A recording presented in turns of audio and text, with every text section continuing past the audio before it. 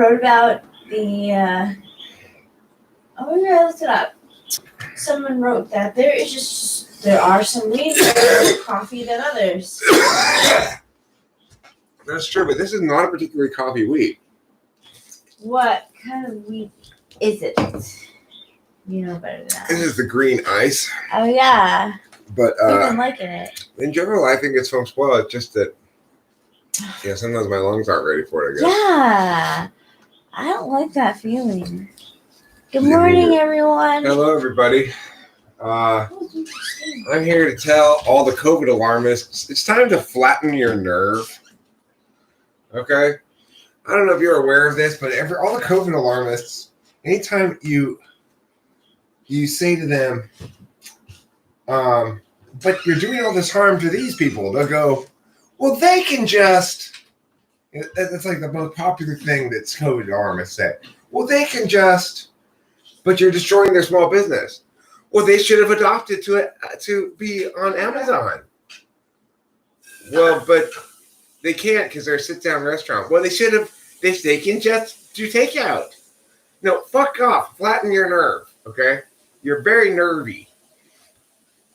The time for your COVID alarmism stuff is done now. We are nearing May 1st, and nobody's going to tolerate it anymore because it's obviously was a terrible, terrible idea. Eric was right the whole time as usual, and there's no disputing that. I've already had it. I'm quite certain. I've been quarantined for no reason whatsoever.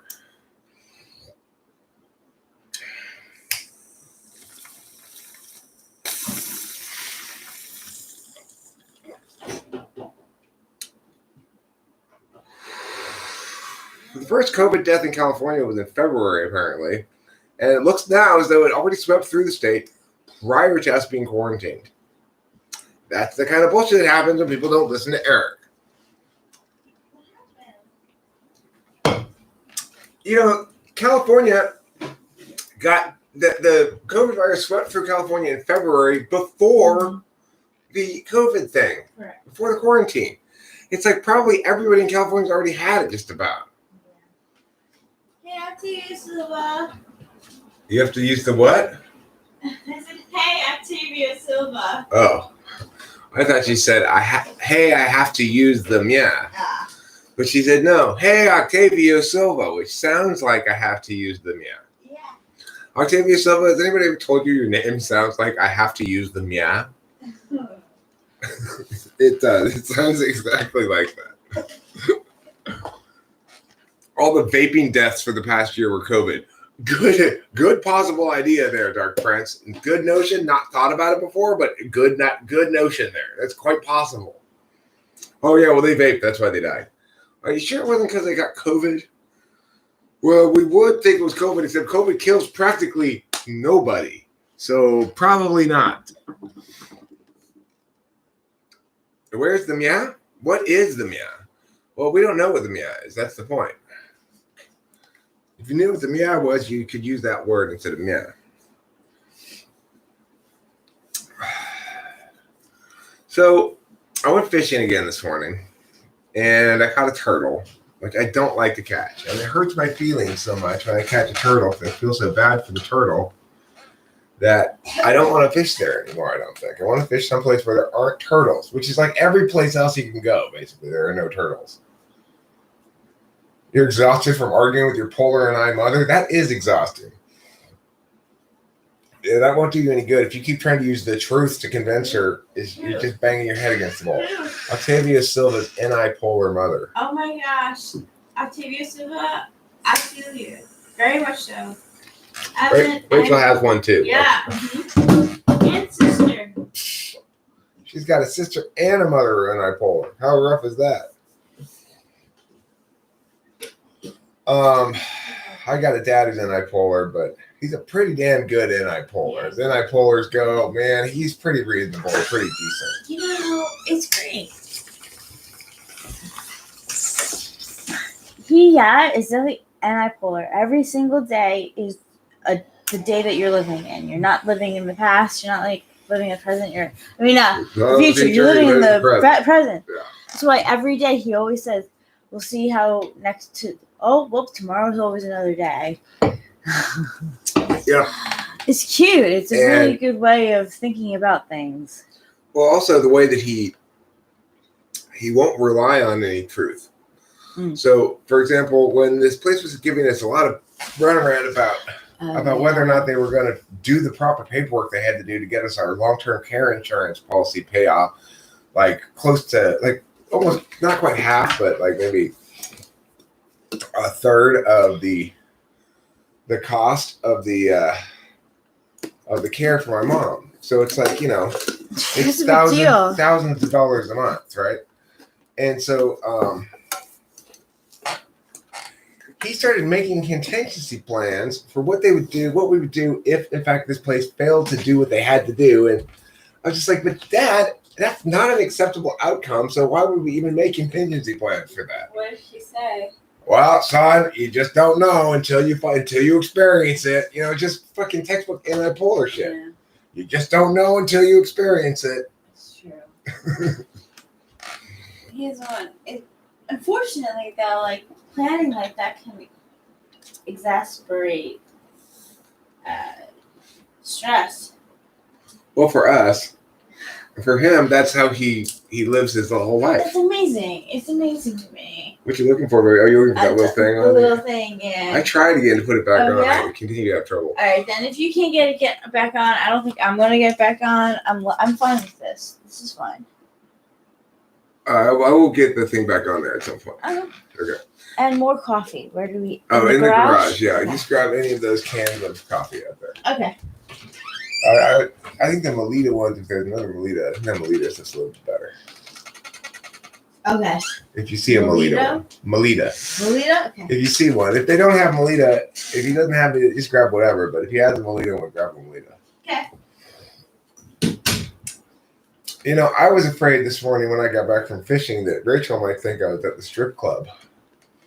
And the reason is because I used glitter power bait and had glitter on my fingers.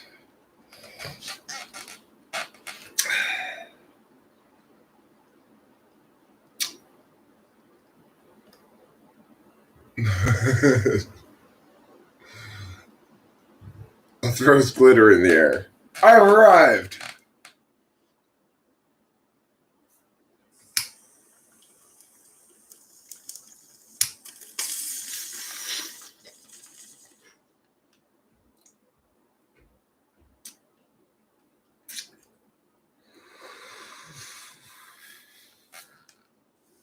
The thing is, the glitter power bait didn't work when I was fishing this morning, but I was fishing for catfish, and here's the thing. They'll eat like meat or whatever. So I had this little piece of steak that's been in the freezer for a long time. That it's like one piece of steak. So there's not really any reason to save it in the freezer because it's not enough for any meal.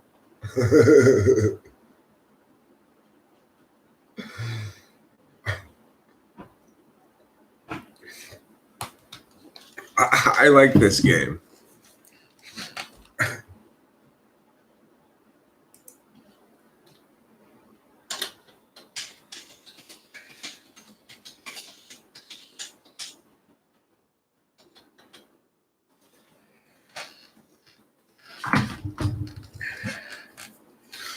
Okay, so I've turned on the backup generator so you can resume your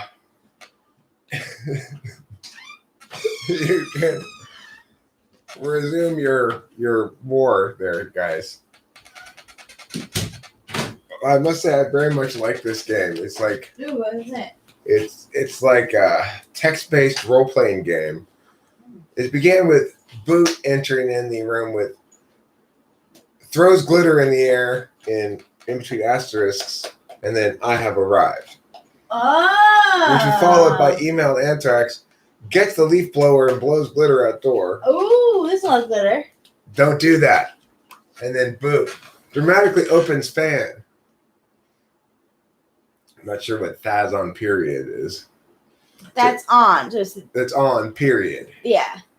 Pulls fuse from fuse box. Uh-oh. Yeah, so he sprays squirt bottle. But I turned on the backup generator. You see? Pulls out umbrella. Stabs gas tank with screwdriver. Eric, how do you feel about INTJs? I like them. I wouldn't want to date one. Mm-mm.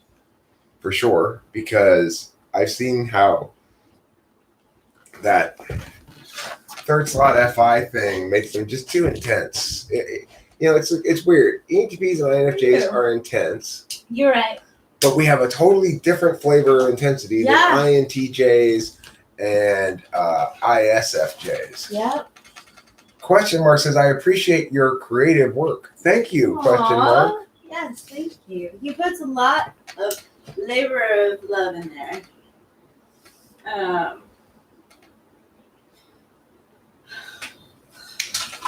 My waxer is an INTJ. Is that your penis waxer you're talking about? Is that where you use the word waxer? Does that help? My waxer is an INTJ. Oh, it's you, 100% INFG. Thanks, 100% INFG. Oh, cool. Hey. You've changed your name to question mark. So it's like, I enjoy chatting with INTJs a lot, but Me too. I don't think I could be in a relationship with one because, frankly, I need too much FE. I'm very sensitive. Rachel will tell you I'm very sensitive. You say the wrong thing to me, I'm going to get very humpy. Yes, and the truth is that they don't respond to that. They don't even understand that. Like, I remember... They're not sensitive at all. No, they're not. You can say fucking horribly, horribly FE terrible things to them, and it just rolls right off their back. Right. I told you, I dated a guy, INTJ. He saw a friend of mine that he thought was more attractive and told me that I should start dressing like her. What kind of FE is that? That's terrible FE. Absolutely fucking terrible. Yeah. I'm like, why the fuck are you doing me then? Date her. Which he wasn't saying. Oh, I'm not saying I want to date her. I'm saying I want you to be better like she is. Right. Yeah. I have a goal for you to look at. Let's Pretty Woman you.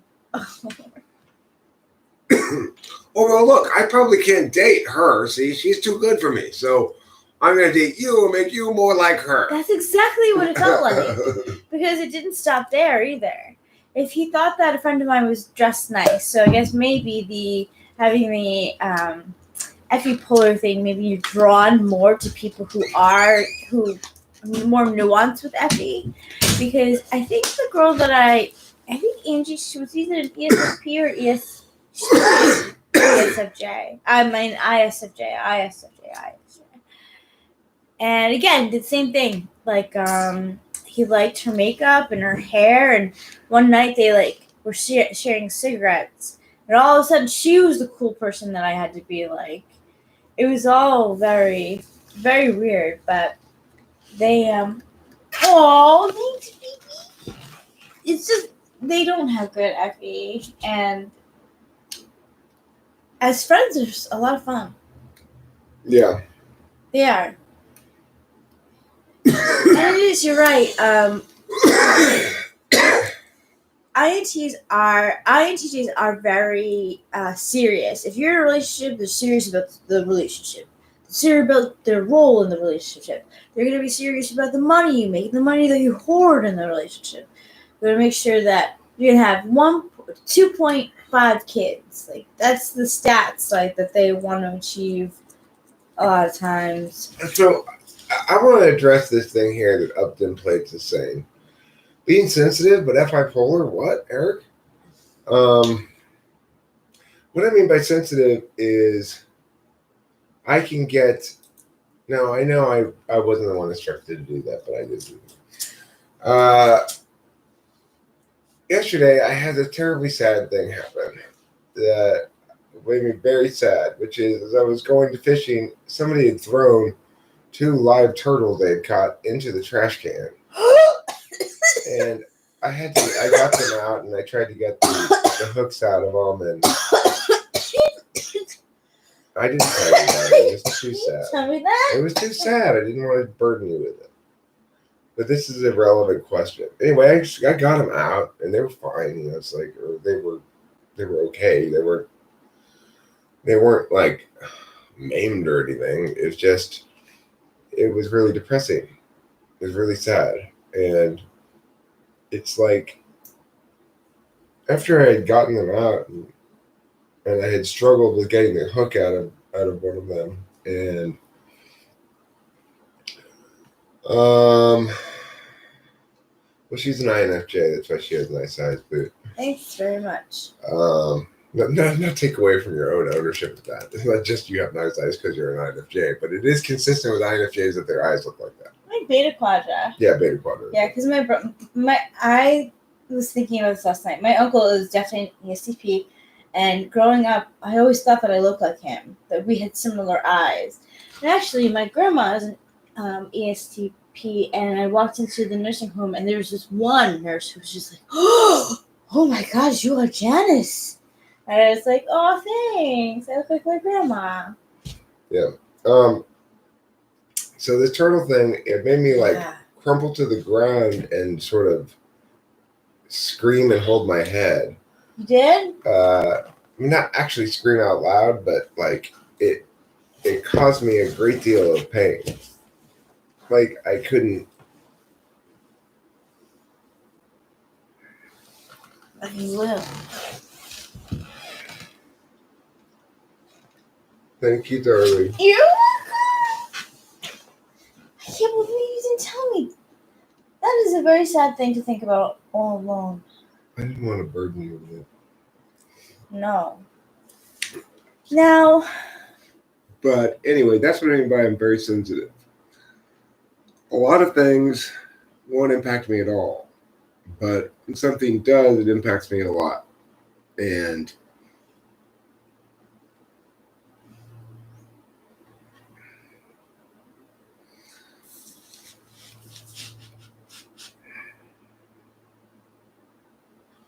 like, I don't think I'm going to fish there anymore because I just can't handle catching turtles.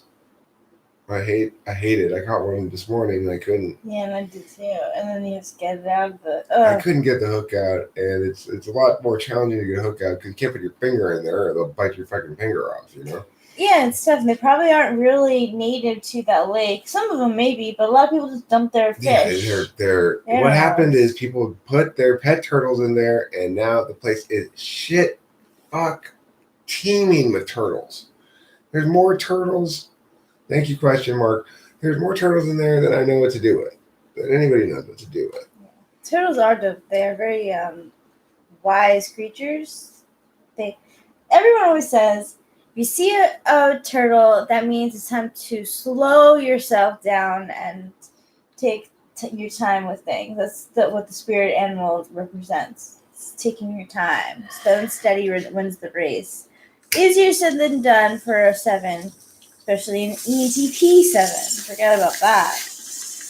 I didn't want to ignore Octavio Silva's questions about ENFPs. I like ENFPs a lot. I can't actually say that I've been around many. My dad is an ENFP, at least he tested that way. And I had a coworker who was an ENFP, and she and I were like in the store. Like we had a lot of connections to spiritual stuff that we were able to talk about. But then after the hangout, after work, we hung out and we went to a beach boardwalk. And she started talking, and all of a sudden I was like, oh my God, all the tales that you're telling me are tales that I went through myself at your age a long time ago. She was like 18 at the time. So she was very young. And she lost her keys in my car. She also had a car but couldn't use it because she got in trouble. So they're very, I know I've argued this before with others, but I do think that there are similarities in ENTPs and INFJs that can get mixed up because she was manic. She was pretty manic when I was hanging out with her, but the truth is that there are times when I look manic as well. So I like ENFPs. They are funny. They know how to live They know how to live a life of happiness and joy and fun and living like a kid. I think Enneagrams are really good at being like kids. Yeah, being like kids. I'd like to think I'm good at being like a kid, for sure. Yeah. Like I told Eric, like the other day I was watching Mrs. Doubtfire, and the reason why I was watching it was because I have a lot of nostalgia because Robin Williams in that character's role was my dad completely. If my mom wasn't home, my dad was gonna let us do whatever we wanted, and now they're divorced. That curly-haired Chad guy? You mean Spacey? I guarantee you that's the first time anybody's ever called him a Chad. Where's that? It says that curly-haired Chad guy with glasses almost had visual as ENFP. Oh my god! I mean, that Spacey, is right? definitely Spacey. Yeah, that's got to be the first time anybody's ever called him a Chad. Oh, that's funny. But I don't disagree with you necessarily, but I'm just saying I don't think. Well, we both influence each other's talking styles so much. Yeah, we do. I do. I say things you say, and you say things I say. I would say INFJs would make the best CIA agents, frankly. Yeah, I would, but I would be able to smoke weed. Right? Isn't that Bummer City? I probably would be great, but just for the one fact that I smoke weed. Anyway, coffee's ready. So to answer the follow-up question to Octavia Silva, does the FI polar thing TI polar bother me? Yes, it does, because they're very black and white. Very gray area. They are okay in the gray area where I need more answers.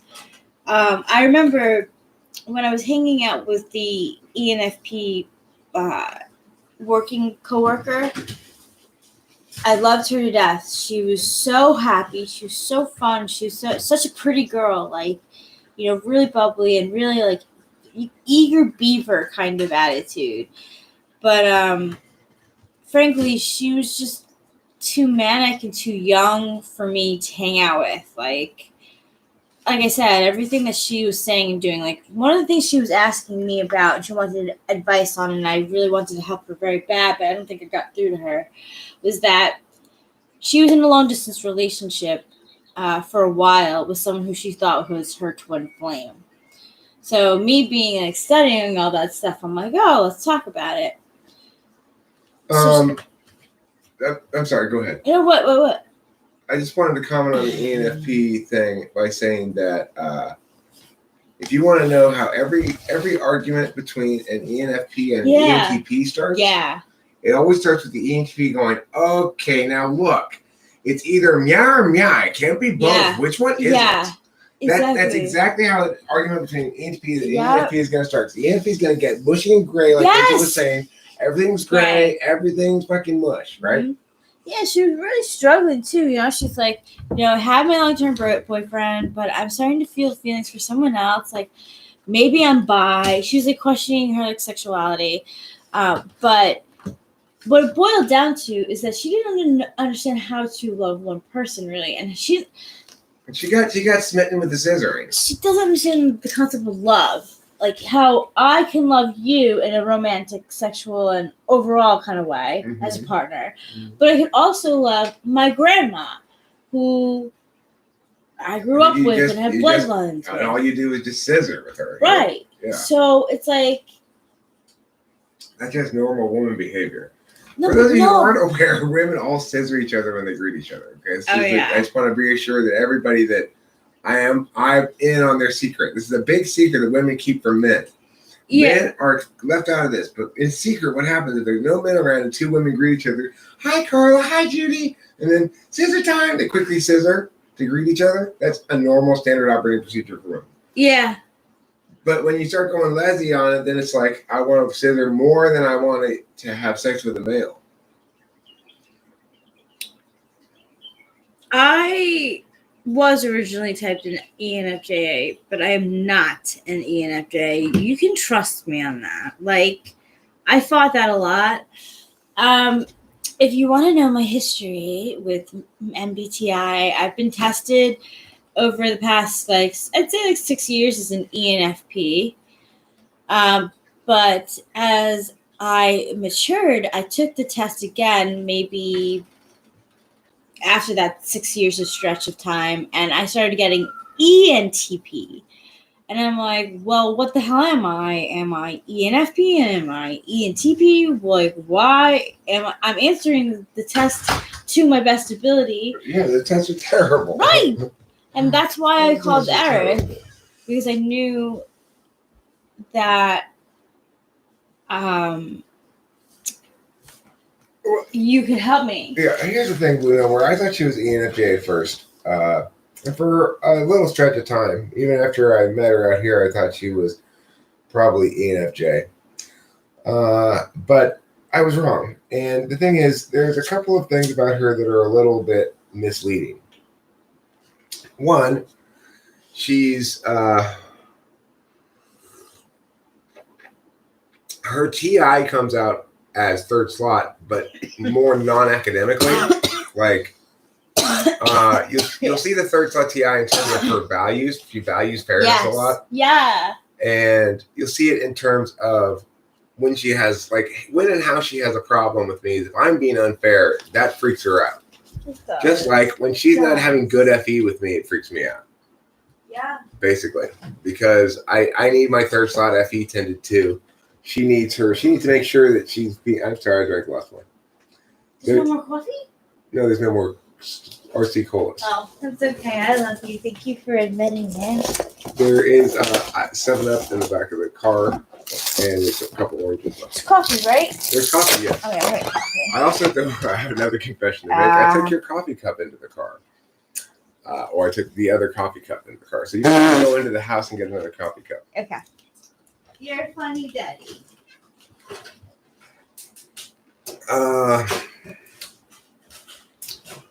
So let me continue explaining why Rachel's an INFJ.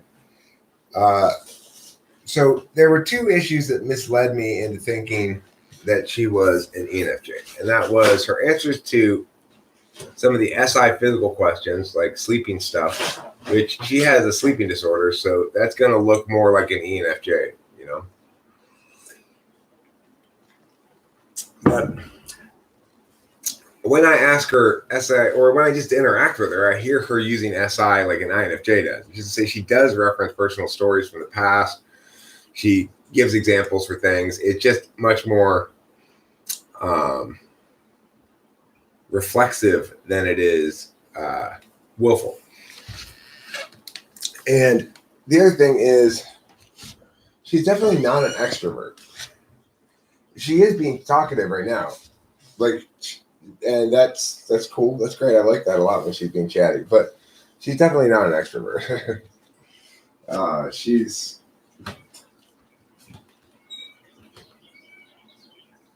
also definitely not an FE dom. She's an NI dom. It's like the reason I know this is the way that NI subsumes everything. Yeah, definitely not an extrovert. Remember, you're seeing her at her chattiest right now. This is her absolute chattiest. And this is not typical. Normally, she's in these live streams, periodically chiming in occasionally. It's usually not the Eric and Rachel show. It's usually Eric's show and Rachel chiming in occasionally. Right now, she's in a particularly chatty mood, but she is definitely not an extrovert. No, I like to see. The thing is, I like to let you lead. So if you have a topic that you would like to talk about, and you have many points, and then people interrupt you with questions about your point, I let you do your thing because you have to explain. But really, I mean, I have no problem entering the conversation. I just like to let you have time. Yeah, well, the point is, it's not just that she is not an extrovert. In a lot of ways, I mean, she's not interested in going out and doing so. She's just not an ENFJ. She's not giving advice to people all the time. There's a lot of different things that convince me. I could spend more time trying to convince you if I wanted to, I guess. No, you don't have to. But suffice it to say, it took me a couple of weeks after her being here for me to go, okay, Rachel, I've thought about it long and hard enough now. Got some news for you. I mistyped you. You're not an ENFJ. You're an INFJ. It was a flash in the pan moment I remember so well. We were sitting outside, and on a really nice day like this, and we were talking about the song by Human League, Don't You Want Me? Because you were like, I don't want that to represent us. And I remember saying, no, I just really like Memory. I have a really good connection with that movie because I almost missed my final because I finished that song in the car and was late for my final, but it ended up taking my final, acing it anyway. It's the edge. Okay, so note me finally going, okay, that's it. You're an INFJ. You're not an ENFJ. Was prompted by her using an example story from her past to link to this particular song and demonstrating the SI 8 slot instead of 7, right? But then she just did it again. I didn't remember any of the specifics of the moment in which I said she was INFJ, not ENFJ. I didn't remember any of those, but she remembered specifically what we were talking about. Now she says that I remember it, but if you would have asked me what was that moment, I would have had no idea. Your face dropped. You were like, that's not. That's. I mean, I've been thinking about it for a while. I just hadn't hit a definitive thing where I just like, okay, you cannot be an ENFJ, and I didn't want to change back. So I waited until I was really sure. And I guess that was the moment that made me go like, okay, that's a textbook INFJ 8 slot SI story, and everything else had been the whole time had been like, that's too much SI. That was the main thing that was driving me to go, she's not an ENFJ, is I've just seen too much SI, metaphysical. Yes, she has a sleep disorder. Yeah. And that is much more consistent with ENFJ, I think, than INFJ. But I mean, I don't think they have a disorder. I think they just go until they crash and they crash hard. And... Yeah, I know. ENFJ says I know sleep. They do crash when they sleep. It's like a heavy burn crash. And if they do have a restless night, it's here and there. Like, but it's definitely not the same as me. Like, maybe their problem is to get, like, clunk, blackout sleep, where people can't wake them up. Where I have the opposite, in that everyone can wake me up. And it takes a while for me to fall asleep. Everything and anything. Mm-hmm. Yep. You could, like, have a careless whisper fart. And I still wake up. Well, the thing is this, it's that tool function FE.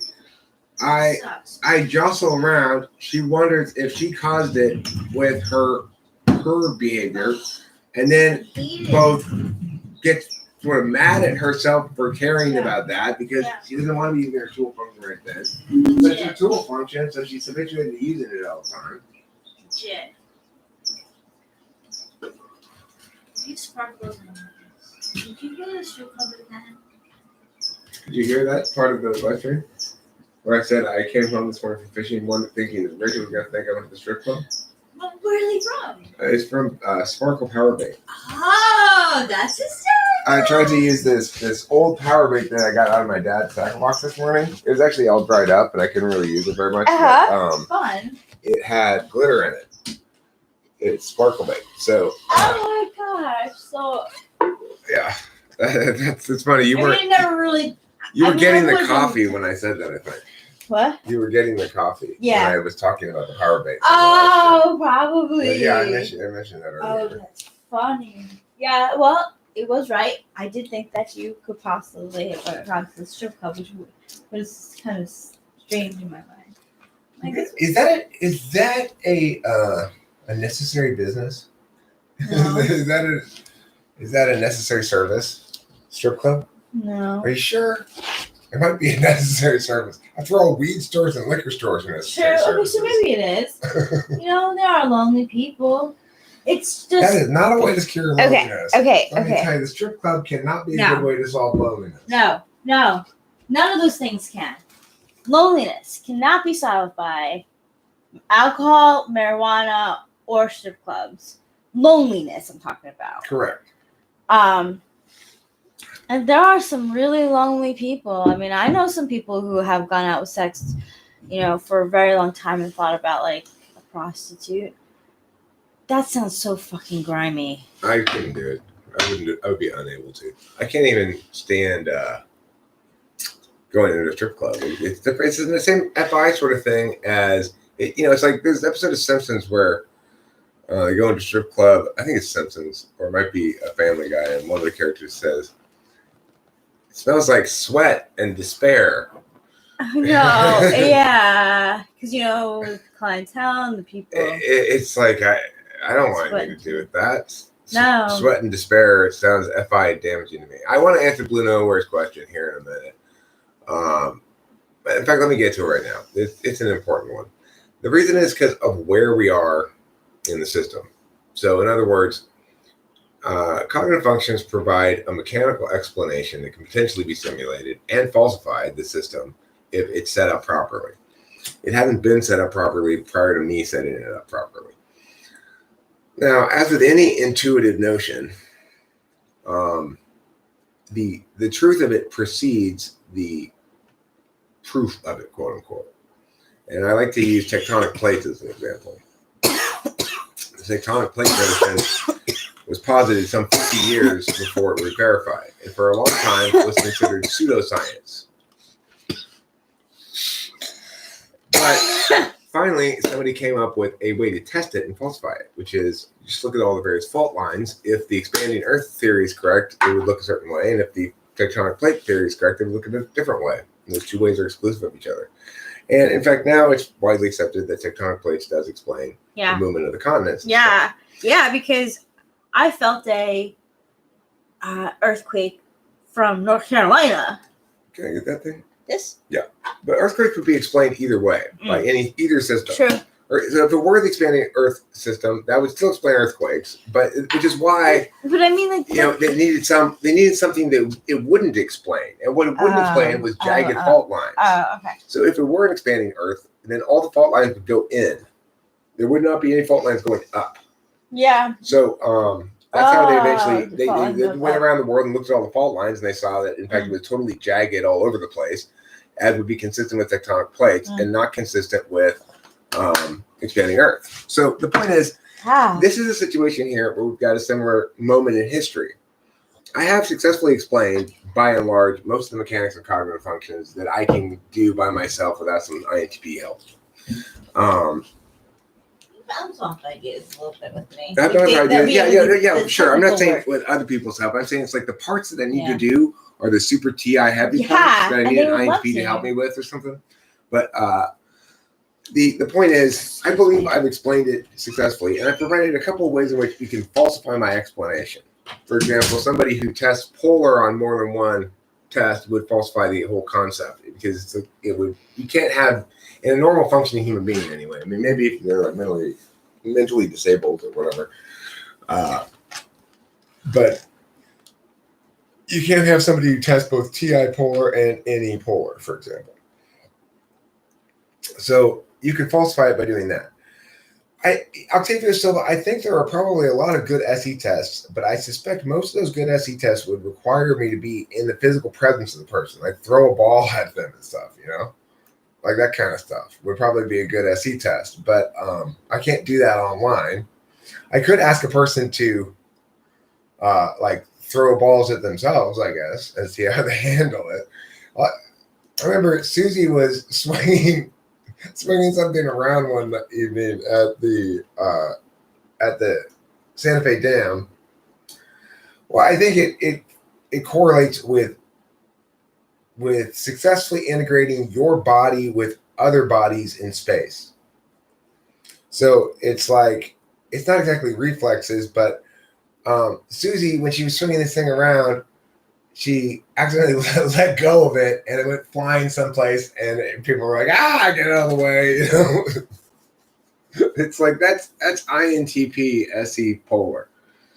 You can also see SE polar by if the person didn't know they were being tested on this in some way, if this was an SE polar test, it would be a good SE polar test, which is to say, here are 5 consecutive little tasks, little meaningless tasks you need to do. Please complete them. You know, an INFP, I'll pay you to do it. An INFP or an INTP will take potentially months to get around to actually doing it. Even if it's a tiny little task. Left to their own devices, if they're not aware that they're being tested on something like that, you know? Yeah, I would say that's an SE polar thing, sure.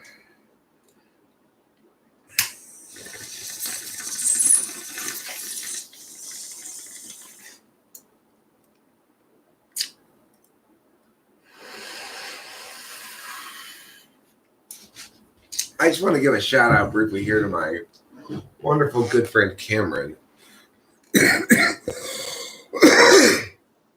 came over yesterday to lend us sort of long-term loan a bicycle for Rachel, a Rachel-sized bicycle that he had found and he repaired. And okay, thank you for the correction, Horse Mumbler. That's why God invented INTPs, to help ENTPs be more precise.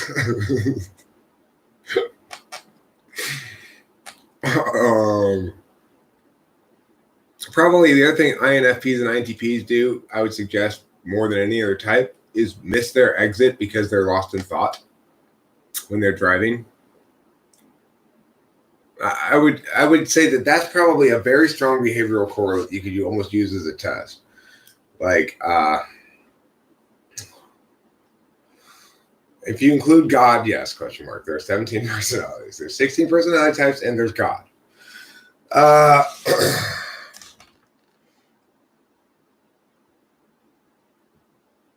Well, you could just do some conditional logic tests and see how well you do on them. Upton plays 48.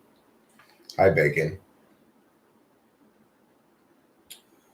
So yeah, it's like if you're driving and you often miss your exit because you're lost in thought, and then you have to go back and get off on the next exit. Oh, God damn it, I missed my exit.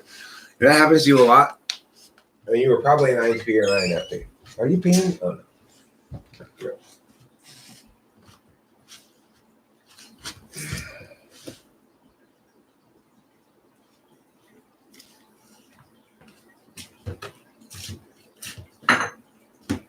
If need be, I have everything you need to live right here. Got Cheez-Its, I've got a blowtorch, got my makeup, I've got this cup of coffee, some cleanser, some soap, a sink. Is there anybody here who identifies as INFP or INTP who can either confirm or deny this reality that you probably get off on the wrong exit or you miss your exit? I was just positing, Rachel, that INTPs and INFPs are most likely to be driving and get lost in thought and miss their exit. That would make a cute sketch. Yeah. I was just thinking it might be a good question to ask for a test. Like, I'm trying to confirm if INFPs or INTPs have that experience. What are they saying? I haven't gotten any response yet. Well, see, any dumbs can do that too. You've told me how you've been distracted by something visual and then it sent you in a different direction. Well, as an Indian dom, I have also a tendency to miss my exits. When I'm thinking about something that requires a lot of TI. Oh, that's so funny. All right. So we should really find out. Yeah, if you always use your directions on your phone, then it wouldn't be a good test. Nope. That is a good test. No, you're right. I don't have a complete system, Blue Nowhere. Like I said, I've done as much as I can. What I've done is correct. but it's not complete, and I need help from some other people or somebody else to take over the build. There are other aspects of it that may be revelatory.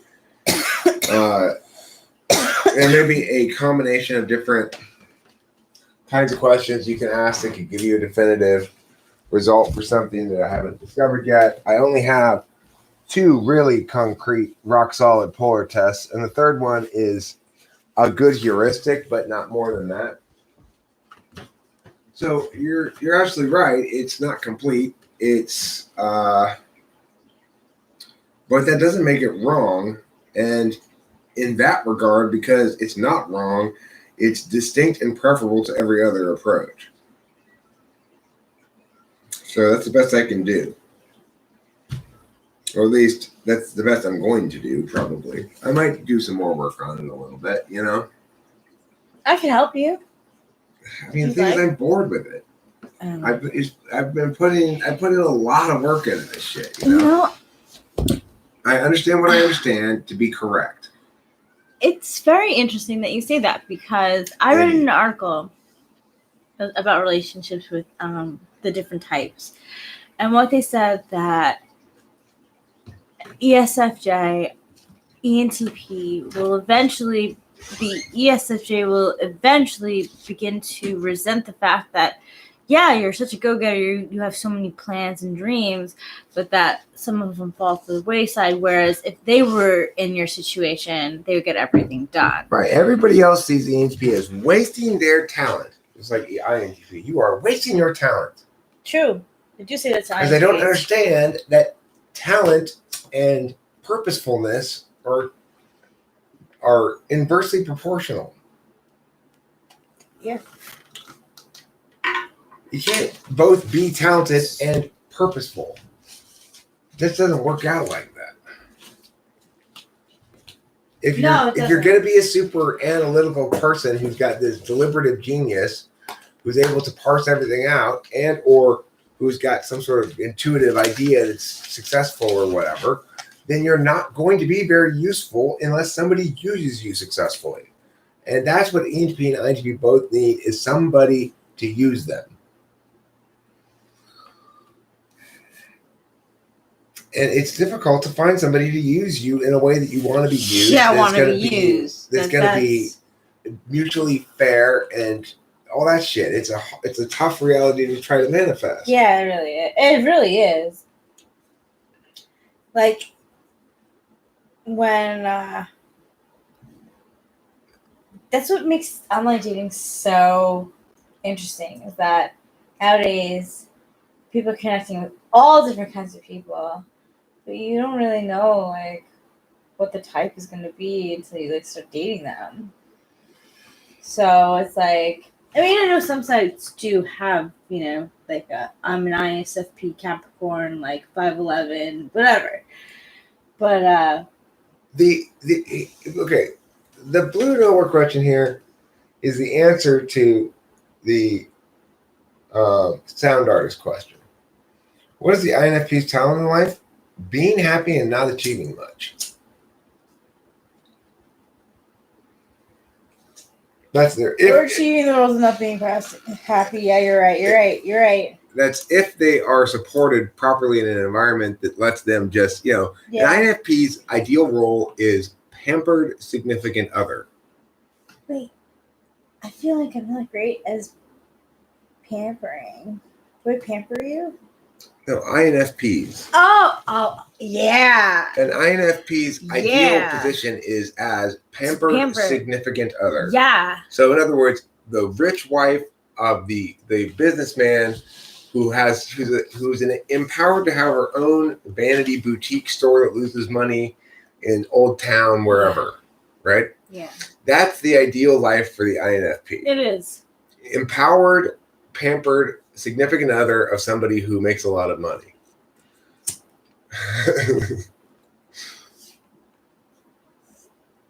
Oh, I'm sorry you didn't get to the job. What happened? Were you confused? Why were you confused? What makes you confused? Did they tell you? I just always think of INFPs in their beds with a huge fluffy comforter in a burrito style watching reality TV. With their journal beside them. Yeah. Which they periodically draw pictures and write little poems in. And the paint that they only half painted their room with. Right. They're halfway done. Yeah, they started anyway. Yeah, I don't think I got quite to halfway. That's kind of ambitious. They're halfway. There was well, what I meant was okay, so the wall was this length. Half of it would be the turquoise color, and half was just not. But you could tell it wasn't meant that way because it wasn't a straight line. It was just I don't want to do this alone anymore. The easiest type to identify is ENTJ.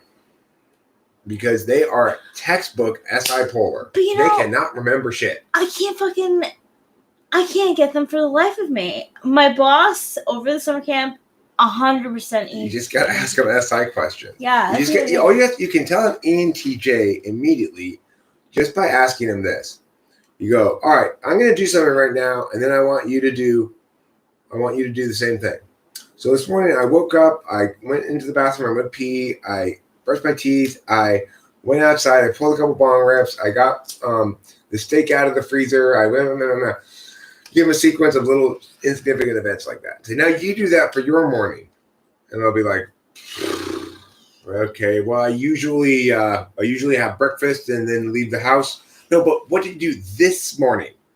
Well, usually I'll Oh, usually. Okay, but can you be specific about this morning? Why would you want to do that? Well, who cares? Who cares? Why does that even matter?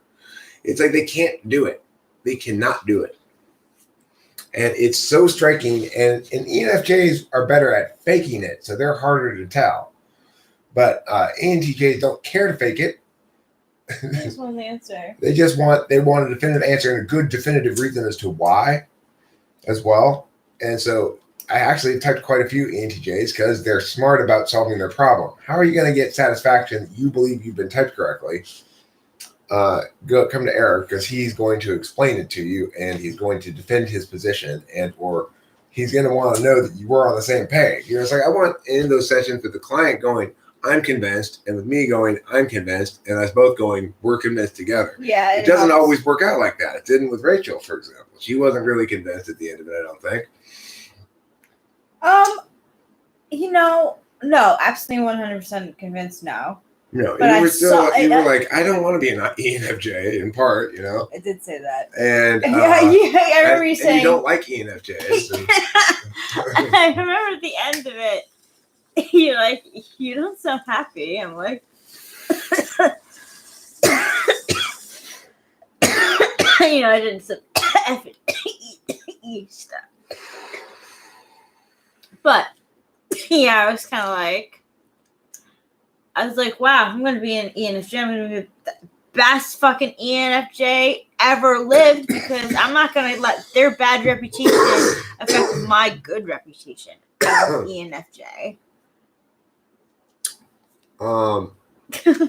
Okay, so first I want to talk about Tom Brader. Tom Brader is to the weaving community as Tom Brady is to football. He's known as they're not the same people? Tom Brader. No. See, Horse Mumbler, he's good at being Tom Brader, which means he's good at weaving carpets, Navajo rugs. Can you make us one?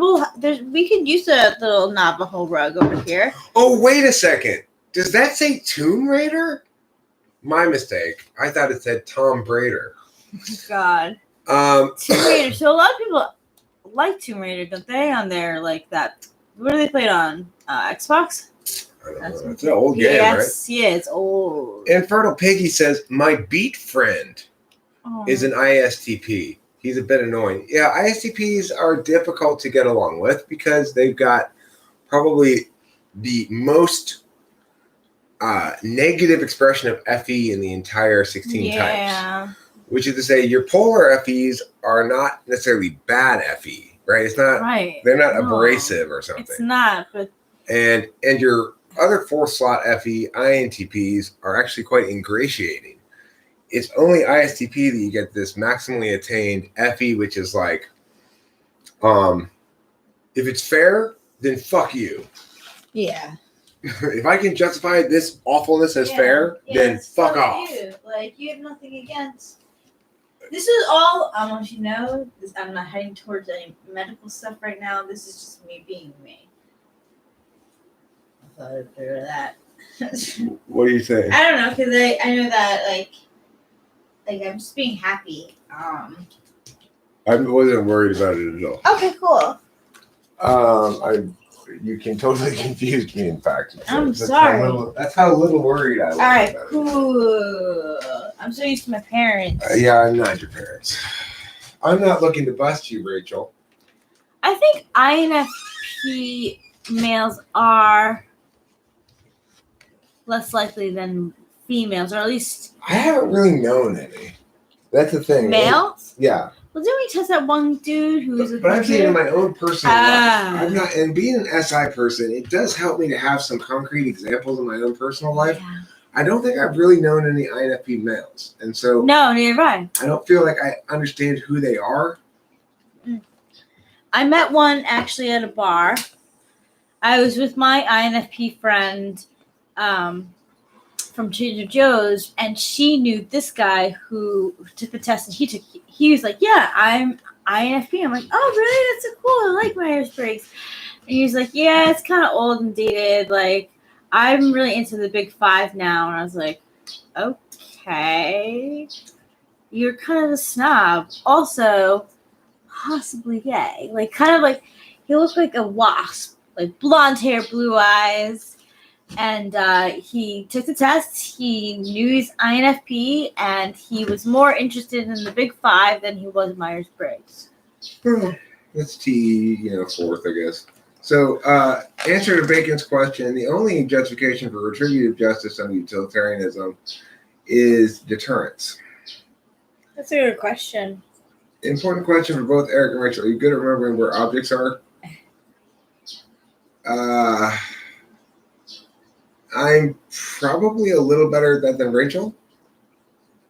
What do you think, Rachel? I think we're about the same. Okay, so let's talk about the inside of the car, which we both have about equivalent familiarity. Oh, but that's not fair. You're more recently in it. But Rachel, okay, but I'm saying okay, well, we need a hot. He said, how about items in the bathroom in your mom's room? Okay, you and I have both been in there the same amount of time, basically. Yeah. Okay. So, could you, for example, tell me without looking what our objects sitting on the sink are? Okay. Well, there's some of your pill bottles. There's a green bar of soap that's behind at least one of the sinks. There's a toothbrush beside each sink. There's a toothpaste beside one of the sinks. And there's a mouthwash beside your sink. And I finished my mouthwash. There's a hydrogen peroxide that's near my sink. What about you? Would you do as well as that? Pretty much. Yeah. Okay. Yeah, we're very similar though. Okay, so I think fourth and eighth is very similar. We've said that before. Yeah, it's the difference is willfulness. Hers is non-willful. In fact, she has a lot of trouble when she tries to engage willfulness with going to sleep. I have ways that I go to sleep.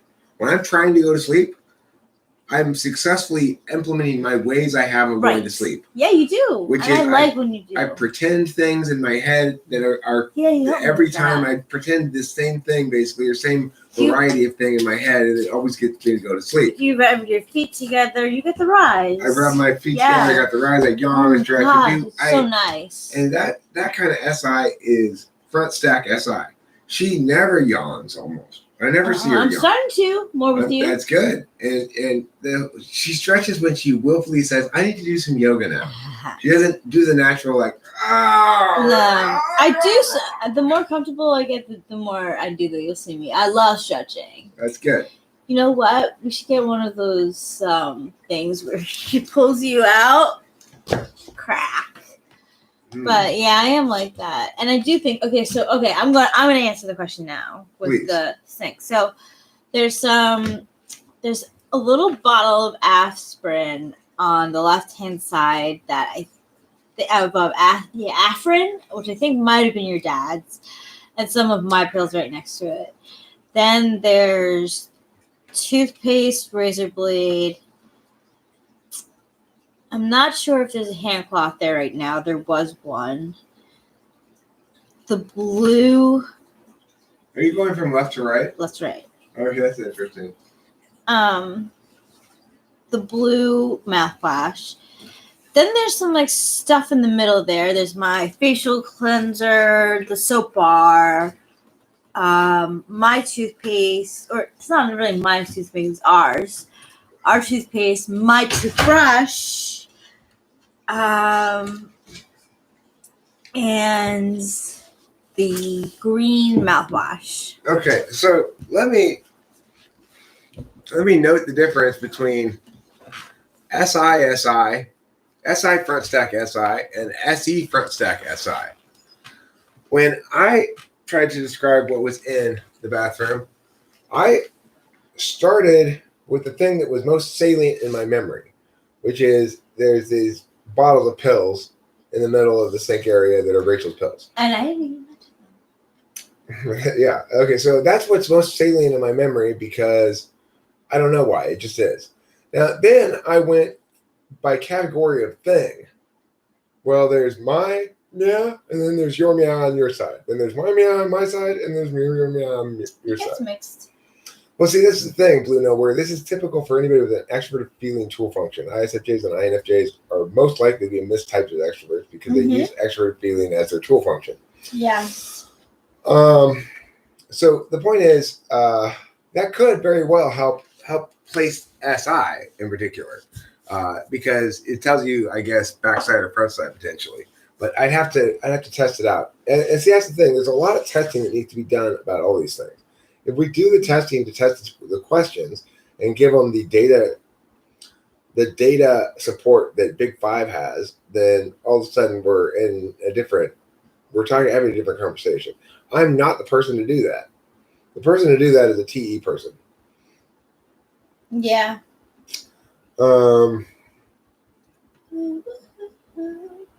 So I think it's interesting that Rachel, instead of the way that she does things, I did things by categories and stuff. She obviously looks through her SE memory. She has her SI, to the extent that she's going to be willful about it, is going to be a visual impression of the space. That's not how I did it at all, right? I didn't visualize the space really. I thought about the things that we have, the SI stuff, It's a good test. Okay, well, there's, we each have our things, and she thought, well, what's the space look like? That's actually a more sensible approach.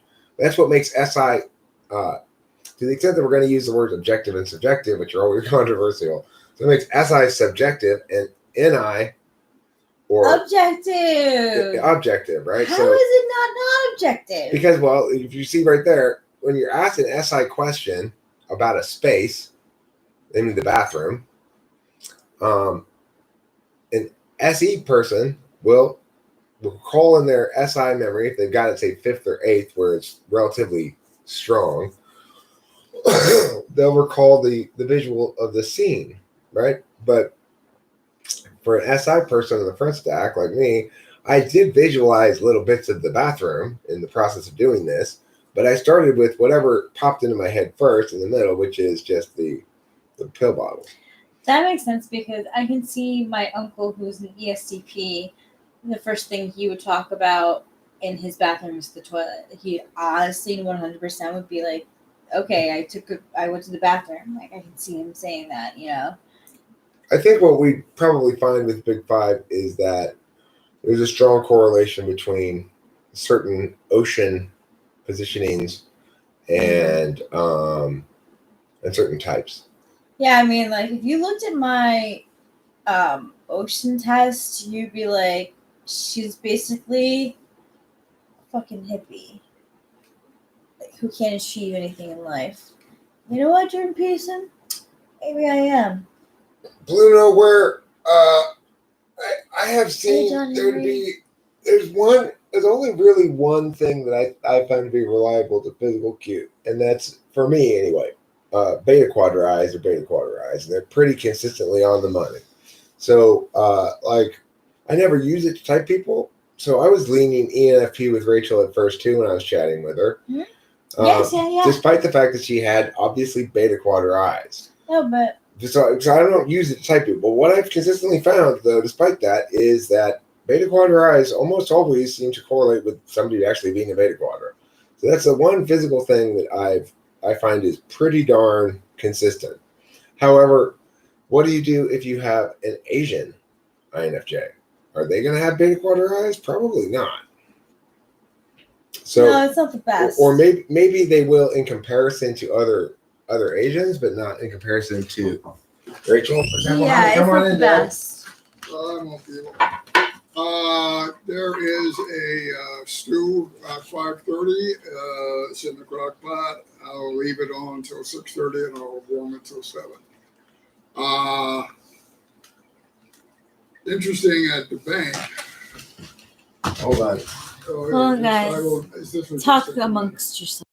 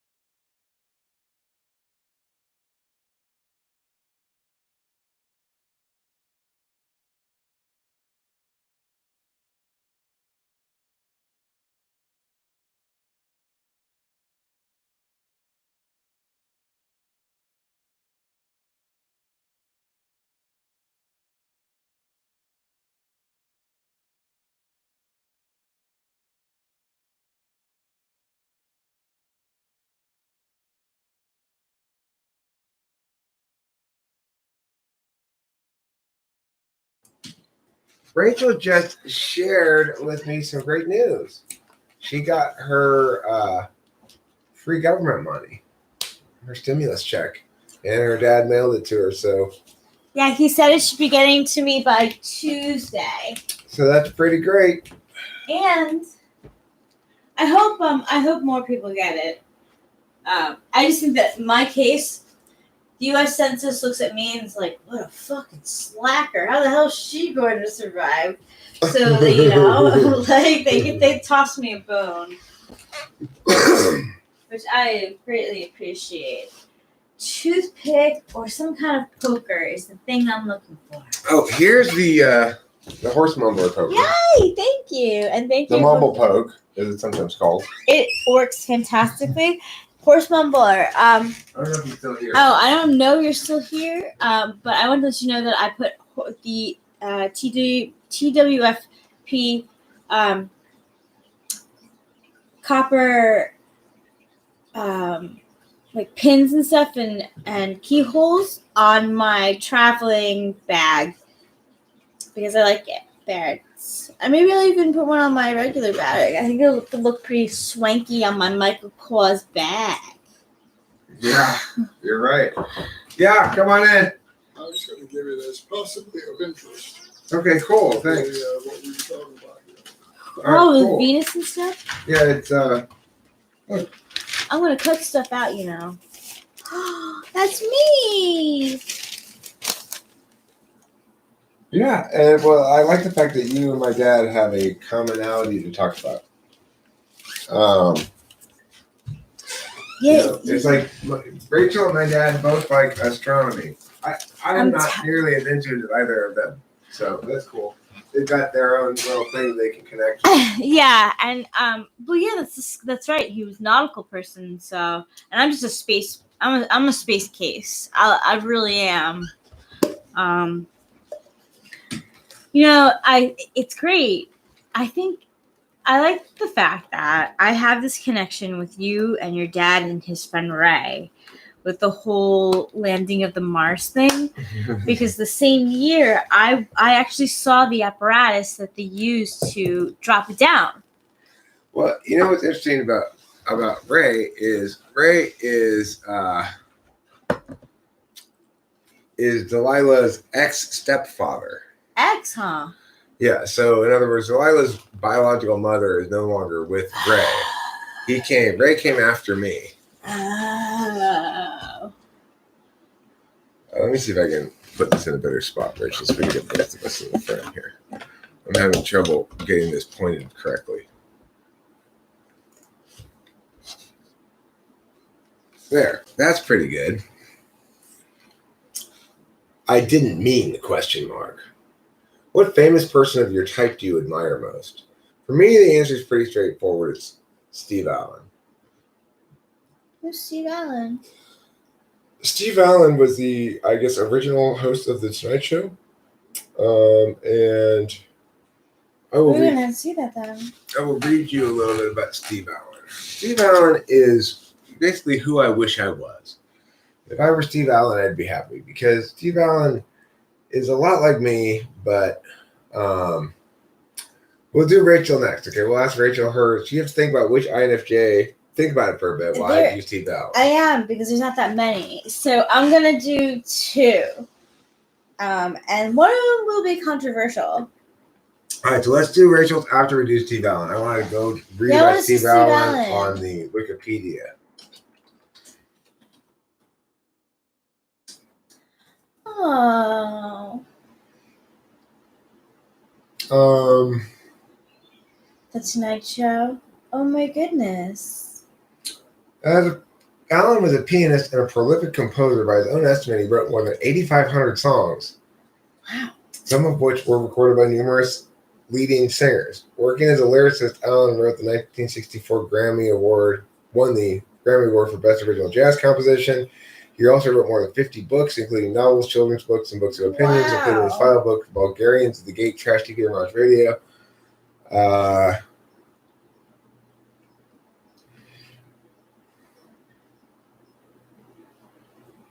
Allen was born to a husband and wife vaudeville comedy team. His father died when he was an infant. Milton Berle called Allen's mother the funniest woman in vaudeville.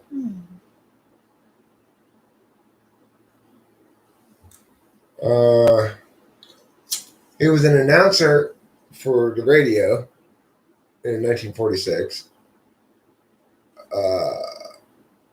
Talking the station into airing his 5 nights a week comedy show, Smile Time, co-starring Wendell Noble. After Allen moved to CBS's radio KNX in Los Angeles, his music and talk half-hour format gradually changed to include more talk and an hour-long late-night format, boosting his popularity and creating standing-room-only studio audiences. During the show's segment, Allen went into the audience with a microphone to ad-lib on air for the first time. It became a commonplace part of his studio performances for many years. His program attracted a huge following. And as the host of the 1950 replacement show for the popular comedy Our Miss Brooks, he was exposed to a national audience for the first time. Wow. He created a late-night New York talk variety program that debuted in 1953. The following year, the show went full-time on NBC as The Tonight Show. He created The Tonight Show. That's pioneer. Yeah, he created The Tonight Show, was the first host of it for just a couple of years, actually. That's a good, nice choice, baby. Yeah, and he, thank you. He also had the Steve Allen Show, which he started in 1956. Oh, we gotta watch an episode today. And Allen's show also had one of the longest unscripted crack-ups on live television when Allen began laughing hysterically during Big Bill Allen's sports roundup.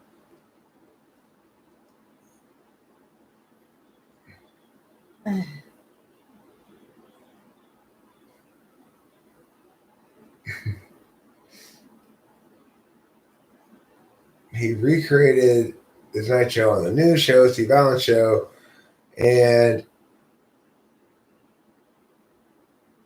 it was a lot of improv stuff he did. But, the thing is, this is why I like this guy, is he did everything he wanted to do. He acted, he was a comedian, he was a songwriter, he was a writer, and he was, unlike me, successful at everything. So I admire him. I would like to be more like him, but it's too late for me to be like him because he started off young being like him, Yeah. And I wasted a lot of years being a drunk. So that's a good good admiration to have, He seemed like a good guy. He created the Tonight Show. Right. Entrepreneur. He seemed like a nice guy. He achieved a lot. I mean, that's a thick Wikipedia page right there. Yeah, he did achieve a lot. Okay. Who's your people? All right, so I do believe that Marion Cotillard. Marion Cotillard? Yeah. Cotillard? Cotillard. Yeah, your dad would know. She looks like an INFJ. Yeah. Oh, yeah, I know who she is. I've seen her in movies before. Yeah. I like her. I think she's very poised and funny. She likes to laugh at stuff, which I appreciate. She's also in a relationship. She's also married to basically like the love of her life. It's pretty romantic. Yeah. Who is she married to? Let's see. Another French camera person. He's a director, French actor. It's like impossible to. Where is it? Guillermo, Canet. Guillaume Canet. Guillermo Canet. Yeah, that's her like soulmate husband.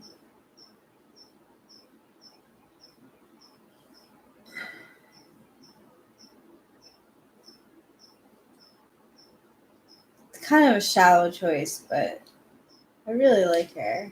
Oh, she's pretty too. Look at that. Yeah. She's good. She's so down to earth. Also, I've seen interviews with her, and English is her second language, but the way she handles those kind of interviews are very. She's a great actress too. I want to see her. I want to see the segment that she does. Was in there. I want to see the segment she does in Anchorman 2. Yeah, we gotta see. Let's look that up. She's in Inception. She's the wife in Inception. Yeah. Right. Yeah, she's totally an INFJ. Yeah. Okay. And then I also. Who's your other person? Hitler. I would totally want to. Hitler. Yeah. Yeah. I want to know. You wanted me to put Hitler in Wikipedia? No, you don't have to do that. I'm just saying that. Have you ever seen Big Fish? That's a cute movie. No, I haven't. So yeah, that's Marion. Yeah, that's your. Yeah, ESFJ mother, the bathroom objects question. She gave a list basically every last little detail. The reason for that is because SI includes stuff as part of yourself. So my being is me and my stuff, like my wallet, my keys, my lighter, my cigarettes, right? The stuff that I carry around with me. Yeah. The higher up in the stack SI goes, the more of your stuff you incorporate into yourself. So it's like if you're an SI Dom, like an ISFJ, you know where everything is, literally, and you know it's like, oh, I this thing here, it's missing a lid, but if I find a lid that's gonna fit it later on, I'll know where it is still, right? And so then they go to the store and they go, this lid looks like it would fit that one thing that I lost the lid for 2 years ago that I have stashed away in the basement. Right. Yeah, and then they buy that lid and they go, did you go downstairs? Where's my thing? Where's my thing? Did you throw my thing away? And you Oh go, my gosh, yeah. You go, but it was missing a lid and it was cracked. I finally found the lid for it. Well, I bought that lid today and I found it. And how dare you throw that thing away? Well, that's like, how dare you hide my baby on my sister? What? How dare you hide my baby? Yeah, she had a little baby doll, ESFJ, very attached to it. How dare you, you know? I would hide it because I didn't want to go to sleep and I wanted to buy some time, and it really worked. The next question is, what fictional person of your type do you Oh. INFJs don't have many fictional characters, unfortunately. But I do believe that Elsa from Frozen is an INFJ. I believe. Because when I saw that movie, I related more to her than I did Anna, who I think is an ENFP.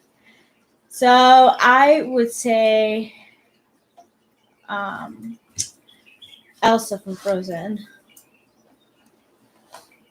I don't know many.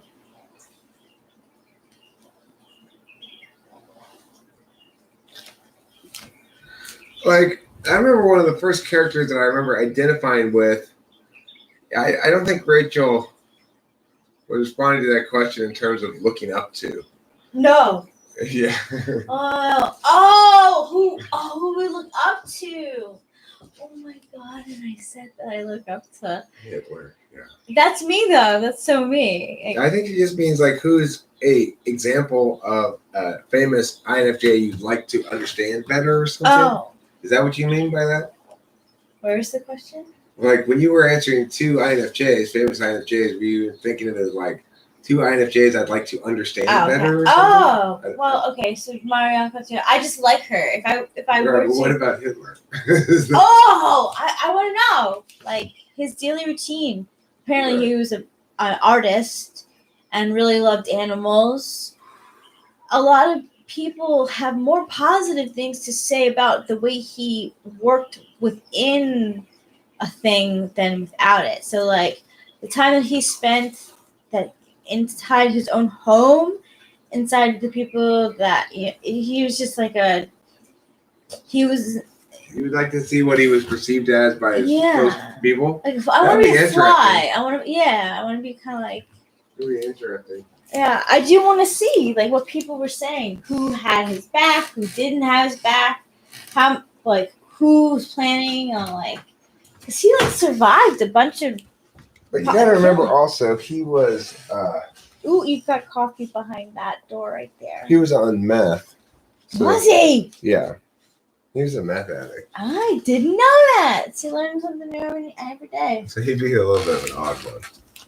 I think Hitler wasn't INFJ on meth, is what I think. Remember when Yes, you're right. Because remember, anytime that I took the amphetamine, I was like... It doesn't work. Not for me. It's not really for INFJs. That's good. That's a good comparison you said there. Or, what I'm saying. What do you get when you add INFJ intuition with methamphetamine? Too much information. Equals Hitler. Yes, I do turn into Hitler. INFJ plus methamphetamine equals Hitler. Yeah, it's true, yo. It's like you find out stuff you already know, but you read more into it, and it's like all of a sudden the SE is empowered. Mm-hmm. So they're not just intuitive about what the truth is, but they force it to be. Wait, can I show you something? Can I show you what it looks like? Yeah, what? I'm gonna use the computer to show you. You're gonna use La Computadora. La Computadora. Computadora is in the biblioteca. Es in. There you go. Está en. Love it. Look. School. Actually, I should just be using whatever. School line. Which one do you want? Go to videos. Yeah. Yeah. This one? Yeah.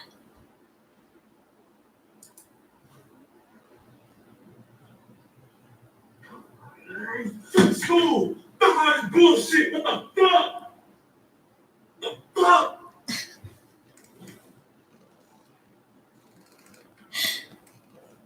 That's me sometimes. I'm like.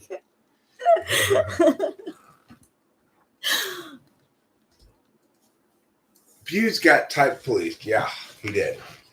I think he's still in type jail. Is he? Yeah.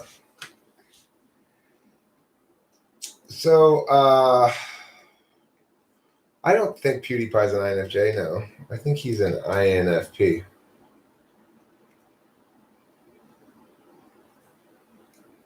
I suspect, but I'm not really sure. There's a Naruto character in an upcoming episode that is a male INFP. Ooh, I like that. Yeah. Hitler was a magical thinker on meth, not on crack, and thus empowered to make his magic become reality. Yeah, and then hide behind the gates of his ivory tower. Like, he wasn't really... His minions did a lot. Right. I don't really have very many good TE questions, Octavia, so TE's a tough spot to test for me.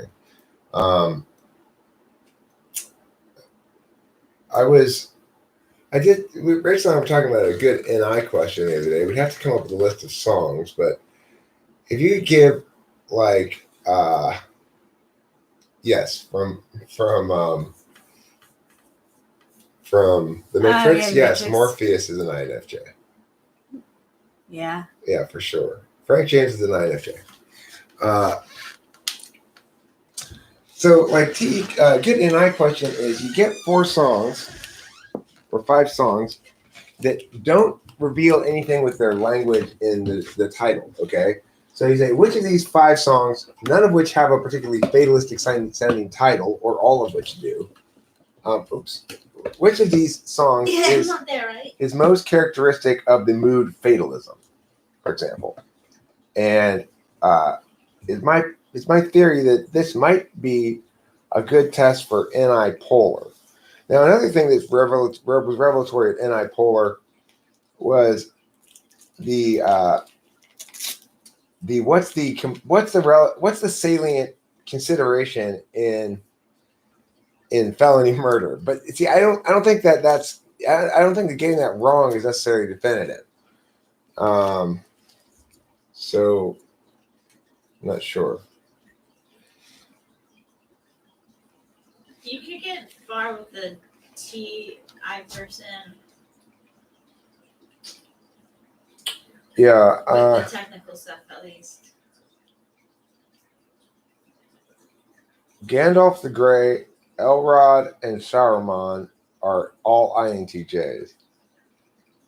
Gandalf doesn't come across as an INTJ in the movies. I think Mr. Darcy from Pride and Prejudice is a really good example of an INTJ. He's just like a mild mannered guy who like doesn't understand people and also is very awkward when talking to them. Doesn't understand like. So for those who don't remember the felony murder question, I'll repeat it, okay? it basically says this: there's a guy who goes to rob a house. He's going to do a home invasion. Okay, and salient consideration just means like what's the most important consideration as to whether or not this person's guilty of felony murder. Felony murder is defined as somebody dies while you are committing a felony in a way that's related to your felony. Yeah, that's a good question. Then it means that you're guilty of murder even if you didn't kill them directly. So in this example, I say there's a home invasion. A guy ties up a man and his wife, steals some stuff from their safe, is running out the door, drops something that they stole from the safe, and is running to leave the house. But he didn't tie up the guy very well. And the guy gets untied, and he starts to run to go to pick up the landline phone that he has to call 911. And while he's running there, he trips over the thing that the thief dropped, falls, cracks his head open, and dies. Now, what's the important question to have to ask/answer in determining whether or not the home invasion guy was guilty of felony murder?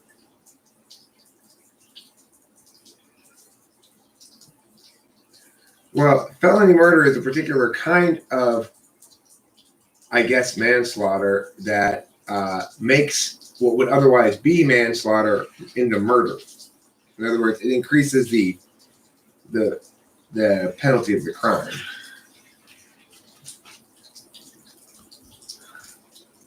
On the grounds that, I guess, if you're committing a felony, then you have to anticipate that something might go very wrong.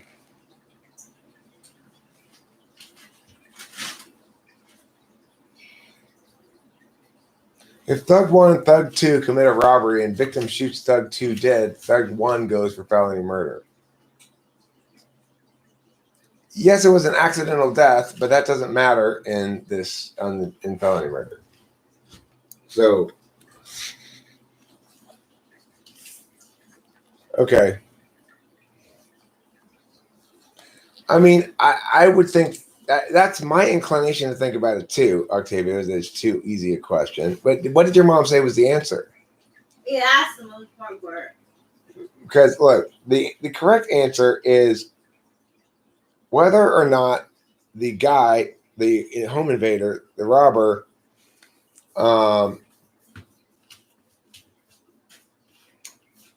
was still in the house. Yep, that makes all the difference. That's what the legal question is, the salient legal question. The question that determines, the issue that determines, the point of fact that determines the status of the legal question is going to be a point of fact about where the robber was when the guy tripped over the thing and died. Right. Because if he was no longer in the house, it was an hour after he got out of the house, for example, that would no longer be felony murder.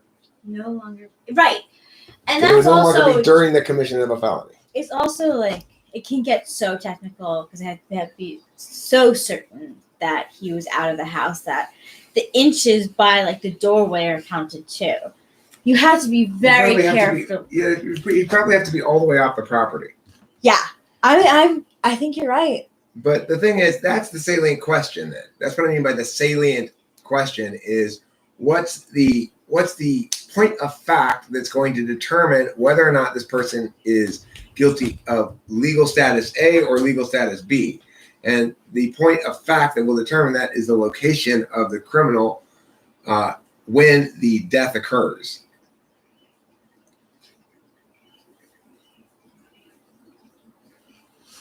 Infertile Piggy, I tend to agree with you. I don't think we generally need a lot of sort of definitional extras like that.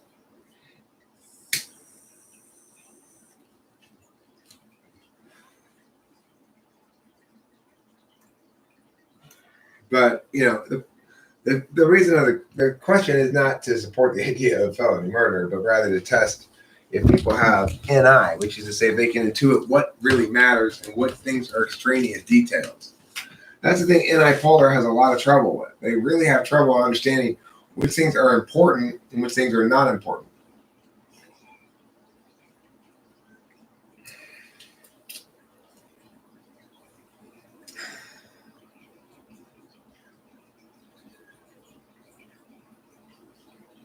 You have to ask it in a way that basically says you're trying to figure out whether or not he's guilty of felony murder or just of home invasion. So he's definitely guilty of home invasion. And his actions may have caused death, but that doesn't make him guilty of felony murder. No. So he certainly would be civilly liable for the death, even if it were an hour afterwards or longer, because the standards are much lower for that. But would he be criminally guilty of felony murder if the guy tripped over the thing and died an hour after the murder was committed? The answer is no.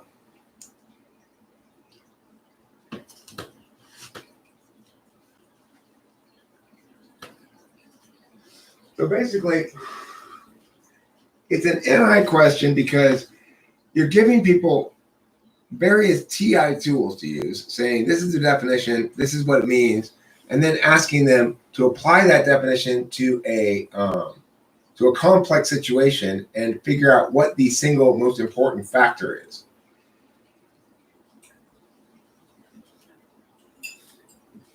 Good point, Horse Mumbler. What do you say?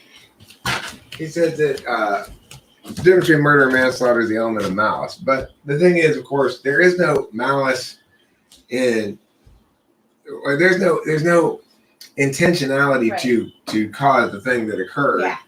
So that's the big malice, deal. It's stretching the definition a bit there because the malice exists, but it's not related to death. It's not intended to kill someone anyway. Well, it's the reason that murder is sometimes understood as mushy in terms of intentionality is because, like in Law and Order, they used to say the guy who played the main DA in that show, he used to say, intention follows the bullet.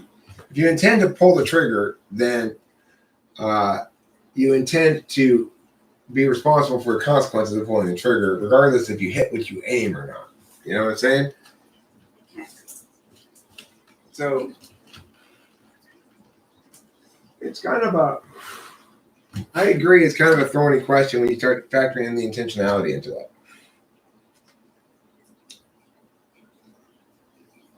I say, as the robber's running to the door and is going to go leave the house.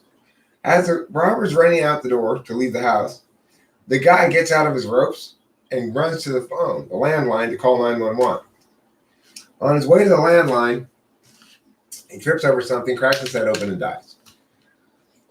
Now, what's the determining factor in whether or not the guy is guilty of felony murder or just of home invasion?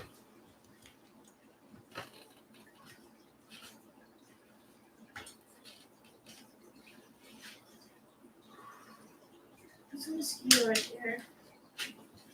Where? On my leg? Right here. Well, that's not a mosquito. Oh, what is that? That's a mosquito. Hawk. That's a daddy long legs, as it's sometimes called. Not bad. No, they eat mosquitoes. Those don't sting you or bite you or whatever. Thank you. I have a question. Yes, what's your question? What eyeliner color should I use? I'm gonna do Let's my makeup. let's ask the people. Yeah, that's what I was thinking too. Okay, the people will vote. Whoever gets the most votes. Well, no, because it's unclear whether he was in the house or not. He was running out of the house. As he's running out of the house, the guy gets up. I mean, yeah, if he's still in the house when the guy trips and falls and dies, then it's felony murder. If he's off the property, then it's not. Okay, this is one color choice. It's called Teasing Turquoise. Teasing Turquoise. Let's see. Teasing Turquoise. Yeah. It's called teasing See it, I turquoise. think, It right? matches her ring. It does. You have to turn your hand the other direction though. You have to turn. You have to show the back of your hand. Oh, yeah. Yeah, it is. It's the same color as my ring. There. See, teasing turquoise. So, okay, that's choice one of the eyeliners. Or deepest black. Remember, the blacker the eyeliner, the sweeter the juice. Deepest. He's not black. wrong. This is called deepest. This is the deepest, Deepest black, black. you can get. Okay. Any makeup girl would appreciate that. Now this one is called brown. It's called. It's called Urban Decay. No. It It's the is. brand. Oh, okay. But what's it called? Roach. Roach. Specifically for. Roach. This is cockroach color. Yeah. And for like roaches too. Oh, okay. Yep. It's the color of a roach. Okay, so we got one vote for black, one vote for turquoise. We got another one for turquoise. Okay. We're gonna let this voting the voting to persist until 3 p.m. So we've got 4 more minutes of voting time. We've got. So we have black. Don't black. vote twice. Emailed Anthrax. That's just confusing us. Yeah, that is confusing me. Oh. Black on the bottom, then turquoise above. If you leave a man to die knowingly for mere material possessions, that's tantamount to murder. But at least if you try to get healthy, not guilty, in my opinion. Well, the thing is, he didn't know the guy tripped. Chicky. What's? He didn't know. You're right. You can't go wrong with black. Ooh. Let's do that. You know what? I can do that with the other thing I have. I think Octavia wins. Yeah. Let's do Octavia's. Black bottom and got it. It's gonna happen. Okay, so voting's out. Voting's done. Just exit. Yeah, that gas right there is gonna be smelling probably. So I'm gonna get the torch to save you. Okay. Where can you learn debating?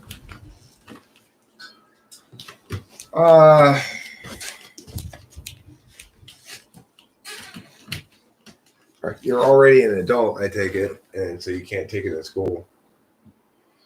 I'm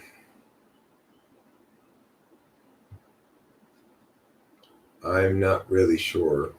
I should make more debate videos. The thing about it is, the problem that adults have is that they don't have an opportunity to practice debating in competition, formal competition structured debate. And so they never learn that there's no way to learn the techniques that they're going to be able to apply in unstructured debates because there's no structured debates that they can practice them in.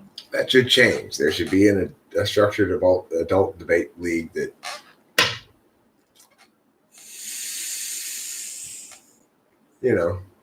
I've talked many times about hosting some formal structured debates and being the judge.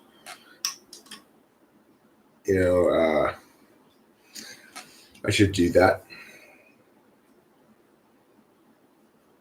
And then, people would learn to do it better over time. We could get a standings, the adult debate league standings.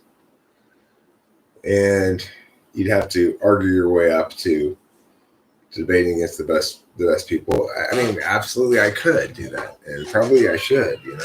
It's worthwhile thing to consider doing. But with Zoom or whereby.com or even Google Hangouts.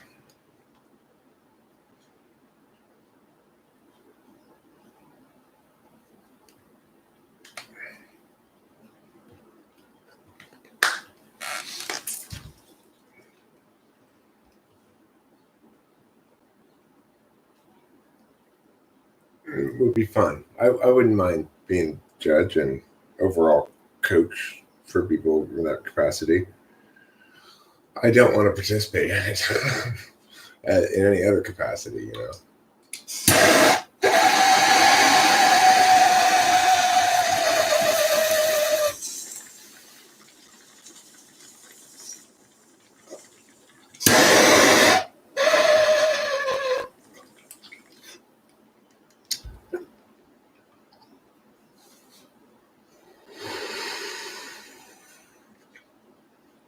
Well,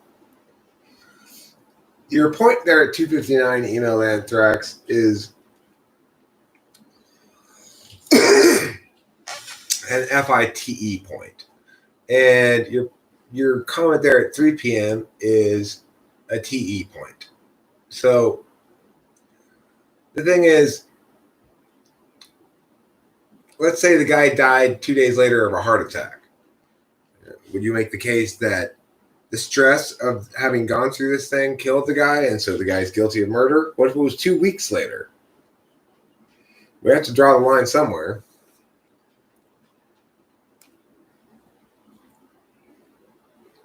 I mean, he's going away for a long time regardless, home invasion or felony murder.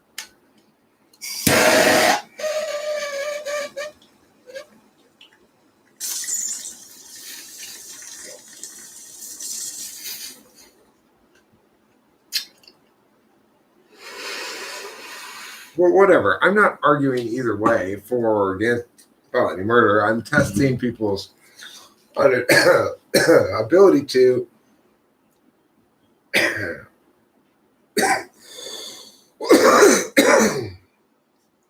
draw a distinction between elements of a crime and relevant legal questions, you know?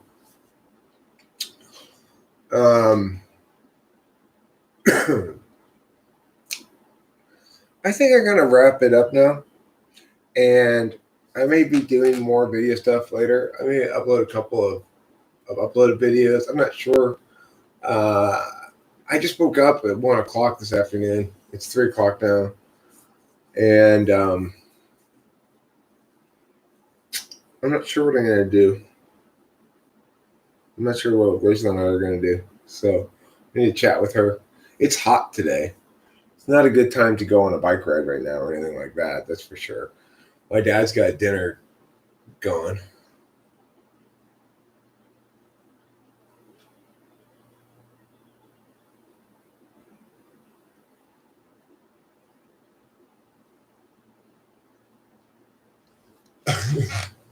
Okay, Jake wins. Jake wins the point. Not guilty by reason of COVID-19. No, but he was guilty because even though nobody got hurt, the home invader didn't wear a face mask, therefore killed millions of people.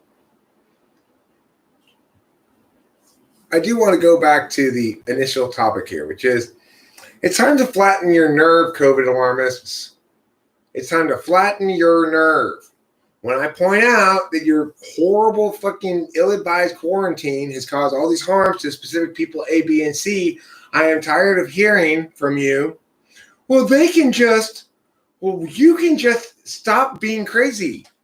The time for nonsense is over, okay? Flatten your nerve, COVID alarmists. The nerve. Saying, well, they can just. Well, the government can just. Well, people can just. No, flatten your fucking nerve, COVID alarmists. Flatten your nerve.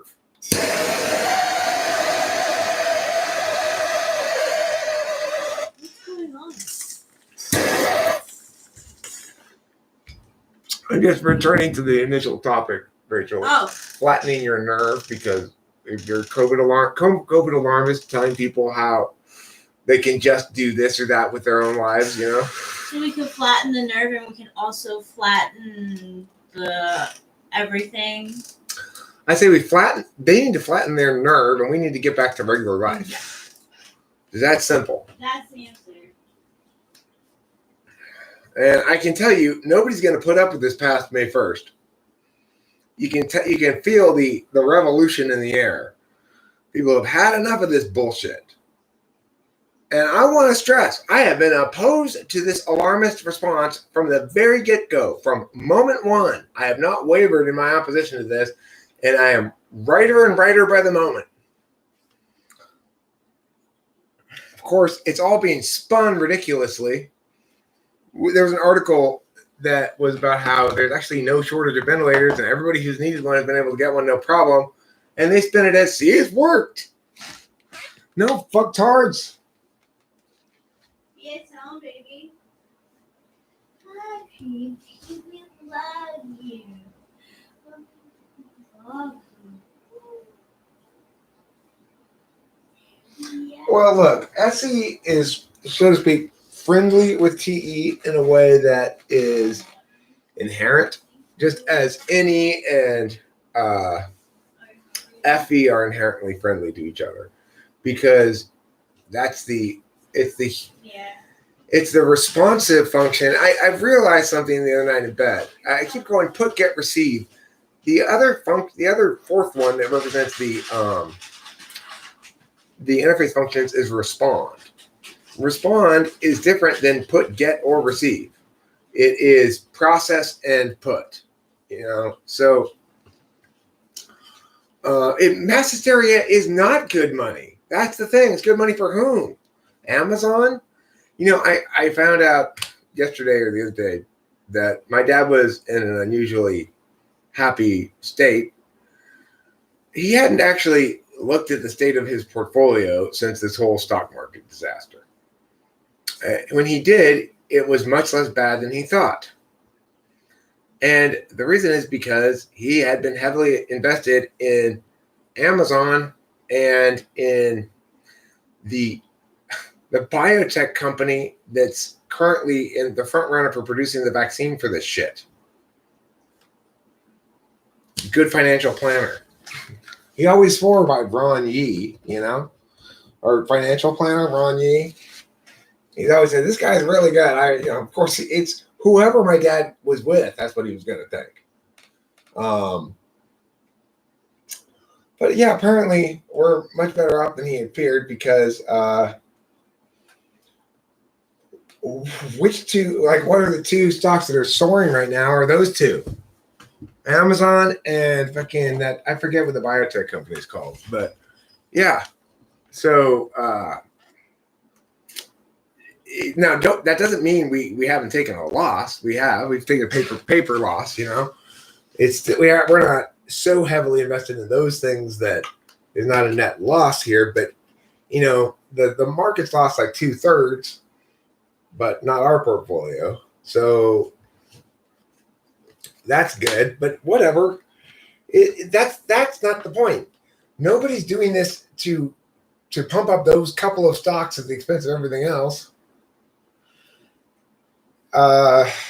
It's pretty straightforward. Typing everybody is the same thing. It's just a matter of it. Look, you got to pull until you're confident you know what you're talking about. Basically, you got to keep pulling information out of them and pulling demonstrations out of them. The biggest challenge in typing people is FE concerns. If I didn't have FE concerns, I'd just hammer them with TI questions until I really nailed down exactly where their TI was. But people don't want to be hammered with TI questions unless they're slots 1 or 2, in which case I don't need to hammer them because I can tell pretty much right away. So it's frustrating. I care too much about the experience of the other person to necessarily do everything I could do to get it more right,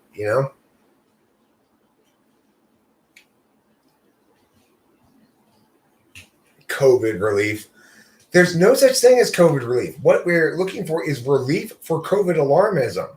The harms committed by COVID alarmists now need to be addressed and ameliorated. So let's stop calling it COVID relief. It's relief for COVID alarmists' spectacularly bad advocacy that they pushed through. That's what it's relief for. Let's call it what it is. Relief for the spectacularly bad advocacy of the COVID alarmists. That's what we need relief for. Let's not lie about it, right? All the COVID people want to lie about it. We're going to misrepresent this as COVID relief. It's not fucking relief for COVID. It's relief for your shitty advocacy and your horribly ill-advised quarantine. For sure, we're going to kill more with a lockdown than the virus would have. When you factor in long-term considerations, long-term impacts, for sure.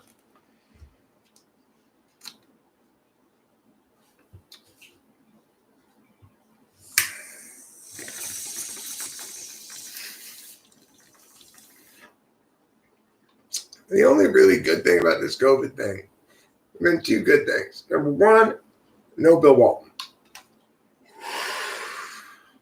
That's a good thing. Not having to listen to Bill Walton make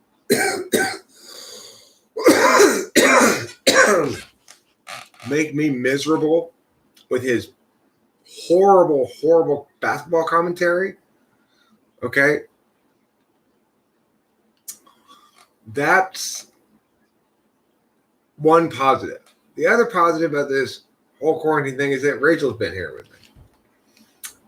You know, I've been able to spend the quarantine with Rachel. We've been having a pretty chill time. You know, we've been having pleasant times together. We sing that song, So Happy Together. Mm-hmm. I'm right there with you, babe. Thanks, darling. Mm-hmm. I don't know who Marie Kondo is. She's been on there before. Been on what? That name has been on the live chat before. Somebody's mentioned her. I don't know who she is, though. Marie Kondo. Oh, is she a celebrity? I guess. Sam Smith, sup. Sup indeed. The sky. You say sup, and I say not much. Sup, not much. Sup, not much. Marie Kondo. God damn it. I had it highlighted and then I lost it. The lady who is good at organizing stuff. Does she have like a how to organize your clutter show or something like that?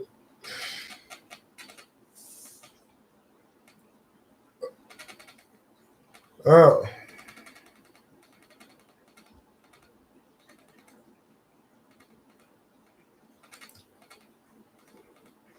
Marie Kondo.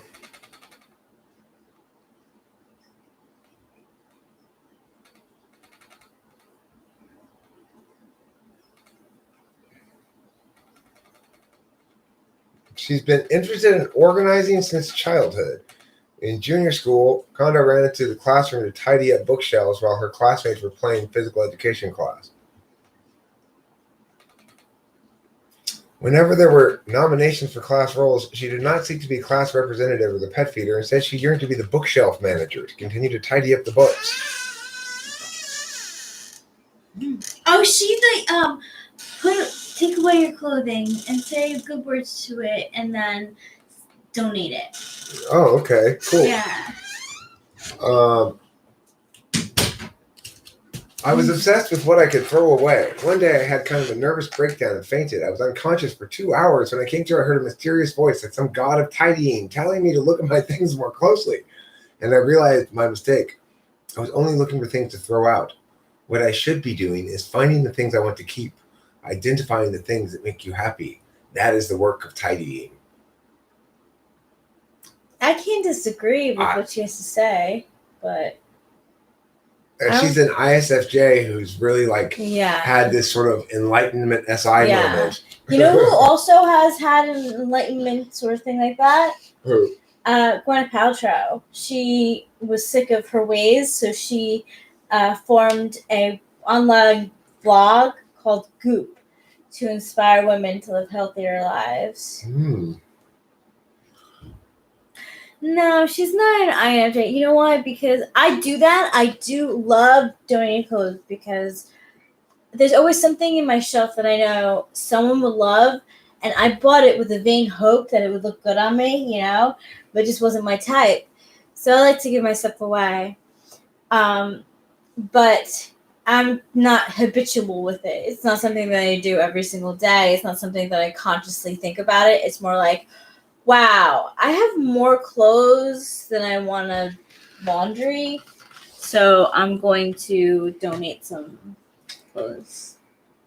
Now, this girl, obviously, this Marie Kondo chick, she was very concerned about her SI space relationship with objects from very early on. True. So like an OCD kind of, or just very particular? It's like, you know, she could be an ISTJ. I don't know what her FE's like. She could be. But her FE, that picture of her, mm-hmm. That's how her face normally is. She doesn't express much. She doesn't smile. She's cool. I read an article about her in 2016, and I like the concept. She's an enigmatic Oriental. Oh, That's why you can't tell what she's feeling. Do you like my eyes? Oh, they look wonderful. Did Thank you show you. them to the people? No, I haven't. All right, we're going to have an eye reveal now. Okay. I was looking for my. There. She tells women to put jade eggs up in their you-know-what to be healthy, but they actually cause toxic shock syndrome, which is fatal. What? Tampons? No, jade eggs. Apparently this girl, that sounds like an ISTJ thing. ISTJs are weird about their bodies. ISTJ. They have, there we are. Octavia Silva, you get to see the vision you envisioned realized in reality. Do you like it? I like it. Oh, Gwyneth Paltrow says that, not Marie Kondo. She's ENFP. Gwyneth Paltrow, I don't know. Oh, no, she's ISFJ. She's ISFJ. Is she? I don't know. Maybe she could be T. I don't know what she could is. be T. Gwyneth Paltrow, I have no idea. I doubt it.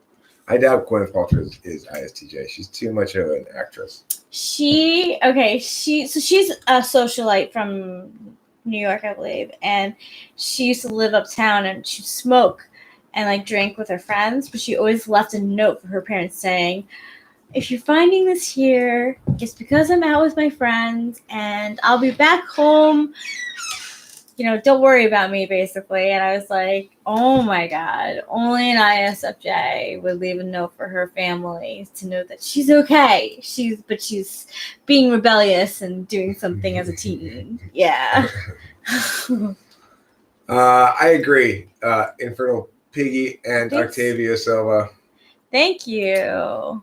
Good call. Thank you very much. Yeah, great call, Octavia Silva. I really, really was having trouble deciding what I wanted to do. I love ISFJs too. I love the ISFJs that I've known in my life who are healthy. You know what would be an interesting thing to try would be the same concept except in vertical stripes of blue and black. I'll do that. On the island?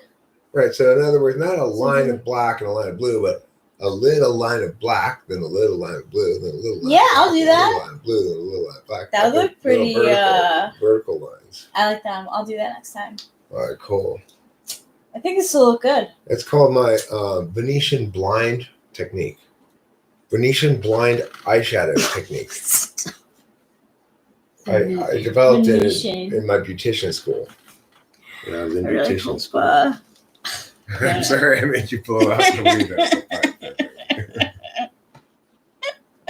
So I have trouble sometimes with the bong rips too because I hear you and I want to laugh and then I choke. So anyway, we'll see the Venetian blind approach like next time, maybe next time you see. Yeah, I am. I'm gonna do it. She's gonna. I love playing with music, with makeup, and I have. You've been playing the guitar some lately too.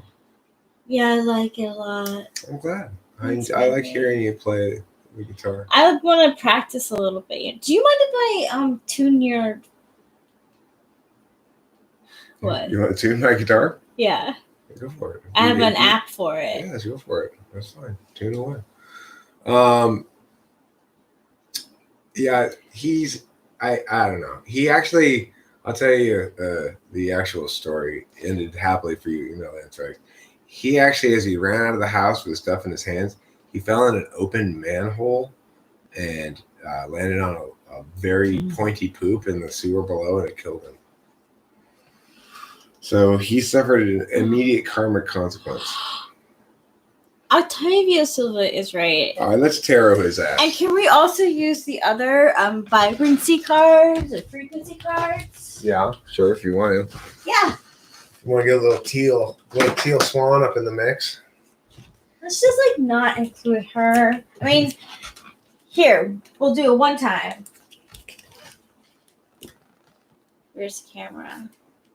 These are the frequency tarot cards that have been developed by Teal Swan. I really like them. She was having a sale. I didn't like a lot of what she had to sell, but I did like these, so I bought them. They're great. So I would recommend them. And that's all I'm ever saying about them anymore. Okay, email answers. Would you prefer if this hypothetical home invader were to become a quadriplegic instead of die in the sewer? Would that make you feel better? Yeah, right? Probably. It probably would. I totally agree with the first half of that sentence, Engantier. Okay. Octavia Silva, we're going to start with you today. We're going to do cards for your cognitive function front stack, okay? This is for your FI, this card here. And then Rachel will tell you what she's pulling for your frequencies. 3 came out. Okay, so that should be intellectual, emotional, physical. Okay. So we're going to give you your 3 frequencies and your front stack cards. For Octavio Silva's FI, he gets this guy. 2 pentacles, just taking care of business. His FI is just taking care of business. It's how he balances different elements in his life with his introverted feeling. Now, for his SE, his extroverted sensing, this is how he deals with problems and stuff in the world. It's a tool function. 4 swords. Getting some rest. So chilling out. I guess for you, doing shit's pretty restful. It might be real. Some people are relaxed by doing stuff. Yeah. Really. So it's just gonna show you. It's like for you, doing stuff. Oh, that's fear, stress, mental overload, needing solitude. Solutions are available. Not as bad as it seems. Having faith. Well, I'm gonna focus on the positive end of that one. Your SE is the solutions are available part. It definitely doesn't include stress, but I think it really, in my mind, in the old deck, it's a guy laying down kind of in a coffin with the 4 swords like put up in display, like they could be taken down. So it's time of rest. The guy's sleeping. You need to chill. I say that your SE for you can be the equivalent of rest. Yeah. Can be the equivalent. It's the solution to those things. Solution to fear and stress and mental overload. You just go do shit. Exactly. All right, now your 3rd slot. We're talking about your introvert intuition. This one came out all wonky. It's got to be the one. Victory! 6 of sticks. 6 of sticks. 6 of sticks. You got some stuff going for you. So, for you, when you hit the NI, it's like jackpot. Oh, yeah. Who's this for? That's for Octavia Silva. Cool. And lastly, your 4th slot function, your TE, your extroverted thinking. You're trying to rake leaves up, but they keep falling down again. That's this one. It's the 10 of sticks. Yeah, I've been raking, and all the leaves go all over the place. Look, this is the thing. You're here to rake leaves, but you brought a shovel. Yeah. No, Octavia Silva, you should have brought a rake. Ah. What was that for? That was for his TE. Okay, so now we've got your 3, your emotional, intellectual, and physical. Which one's emo? Emo, intellectual. Physical. Yeah. Emo, your emotional frequency. Positive focus. I'm Octavio. I'm positive. About my feelings. Indeed. Now, you said this was intellectual. Yes. Beginnings. It's new beginnings time. For the intellect, it's always a new beginning because I'm an introverted feeler. Mm-hmm. Yep. Which makes this one physical. Where do I get physical? Where do I get creative? With my SE body. Wow. Not with my extrovert intuition. I do it with my art. I use it with my creativity. My creativity in my physical frequency. Physical. So that's there you go, Octavia. The teal swan says about that sounds about right. I see those qualities in Octavia. I like those frequency cards too, though. I understand why Rachel got them. It's a good idea. Yeah. I don't like the little book that comes with them. The book is the worst. When I first started using him, I would use the book, and I would always look for like positive affirmations from it because like a lot of this is good. Like namaste, that's good. But it would add like little like opinions of how you should work with the card, and I was Here's like, what's probably wrong with you. yeah, exactly. Basically, it's Yeah. ENFJ cards. Yeah, it is. So I stopped. I don't look at the book anymore. Sometimes I do if I really want to Okay, know. But I'm Teal Swan, and here is what's wrong with you. let's do one for Email Email anthrax. Yeah. Okay, will you stop getting so concerned about this hypothetical home invasion? Email anthrax. Trying to drive me a little bit crazy here. All right, so email anthrax. What personality type do you self-identify as? Are you INFJ or INTP? Got to be one of the two. Let's find out.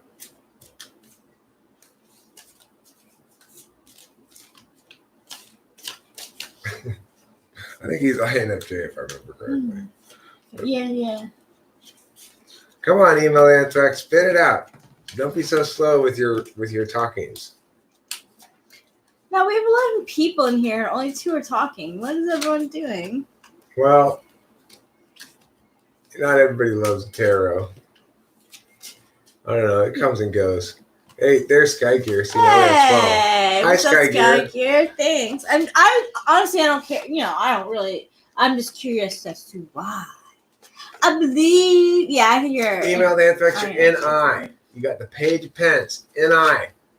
Email anthrax is NI. Got the page of pence. New fun things to do with the monies. Go out, maybe have a little fun with the money that you have. Next. Good news, says Octavio Silva. Your FE. Ooh, like every INFJ's FE, right? Yeah. Yeah, that really is. It's just a prisoner of it. And yeah, sure, none of it's poking us or anything, but You got a little circle of light around you to protect you. Mm-hmm. But still, it just constrains you. It's just constraining you on all sides, limiting what you can do and what you can say and how you can be, and everybody's judging, and goddamn it's awareness that I have that's driving me nuts all the time. Yeah. All right, now let's do your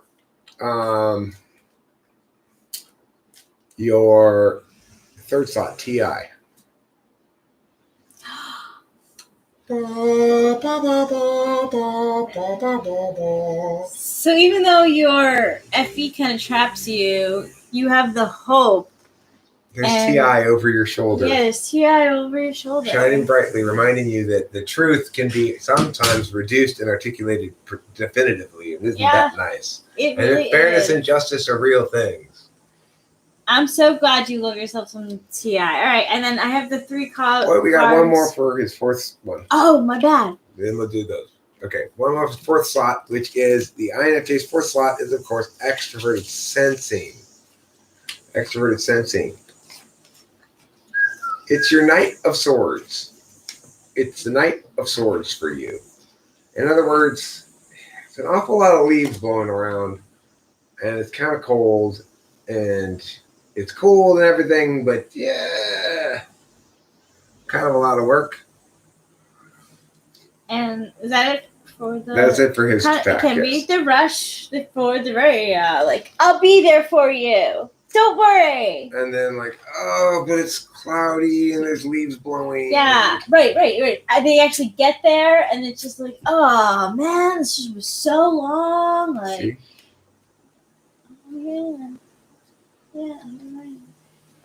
Okay, so now let's see about the frequencies. You hand me a card without showing it to me, I'll tell you whether it's emotional, physical, or intellectual. Or we'll both say at the same time. Okay. 3, 2, 1, emotional. Physical. Okay, so that one we didn't decide on. Oh, you got 4 cards anyway. Yeah, because I figured one for each. Oh, okay, cool. 3, 2, 1, Physical. intellectual. Okay, we didn't decide on that one yet. 3, 2, 1, intellectual. All right, here's intellectual. Ascension. Oh, you're ascending intellectually. You're studying more. And getting higher. asking, not lower. Yeah, asking more questions. You're ascending. You look like this thing. Does that look like ascension to you? See, I don't know about the images on this. No, she just basically picked random The- images. It's some people react visually. I think she's trying to convey that. Okay, so now we've gotten intellectual. We're down to just emo and physical. It'll be more efficient now. Okay. It'll be more efficient. So here we go. We're gonna mix these up. All right. This one. We got emo or physical. Ready? Emo. What? We have to 3, 2, 1. Oh, okay. Next. Sorry. Okay, ready? Yeah. 3, 2, 1. Emotional. This is emotional. Healing. You're That is healing very emotionally. emotional. Sound artist, I want you to pull cards for me for sure. I totally want you to. I really should not do that on here. Okay, now we've got one more. Which of these is the intellectual? No, we did intellectual first. Which of these is the physical? Intellectual. Was ascending. Yeah. Emotional is healing. Which of these is physical? We'll go 1, 2, 3, left or right. Okay. Okay. 3, 2, 1, left. This one. Logic. Physically, you are logical. You got to get out there and walk. You got to eat good food. Use the logic. And this is the frequency you don't have. Nostalgia. You're nostalgia free today. Yeah, you are not hanging back in the future or the past. Yeah. Okay. So I'm going to. I want to see what sound artist pulls for me. Concurrently, I will pull cards for sound artist as he's pulling them for me. So we'll get our cross tarot magic vibes. Ooh. Oh, yeah, dude. I like your Matrix styled icon. Let's do this. I want to see a matchup. Sound artists. I'm pulling one for your first function. Okay, I don't know what your first function is. I don't know what type you are. But this is for your dominant function. You get the 5 of Cups. You spilled 3 glasses of wine. And you're like, God damn it, am I clumsy? You're like, why is this always happening to me? So you're feeling kind of, about your dominant function right now, you're feeling kind of like exhausted about it. Yeah, it's almost like tired of seeing me in the mirror. And you know what it is? It looks like also it's like he was at like a party or something with his friends and they all just left him there. Or he got home, but he's all alone now and he realizes he kind of made an ass of himself tonight. True. Yeah, I do. Okay, so that's your dominant function. I'm sorry to tell you, sound artists. Now, your tool function. Let's hope for a better card this time. I'm hoping for you. I want to see what sound artist pulls for my dominant function first, though. Or for whatever he wants to pull it for, obviously. I'm going to wait so he can keep up with me.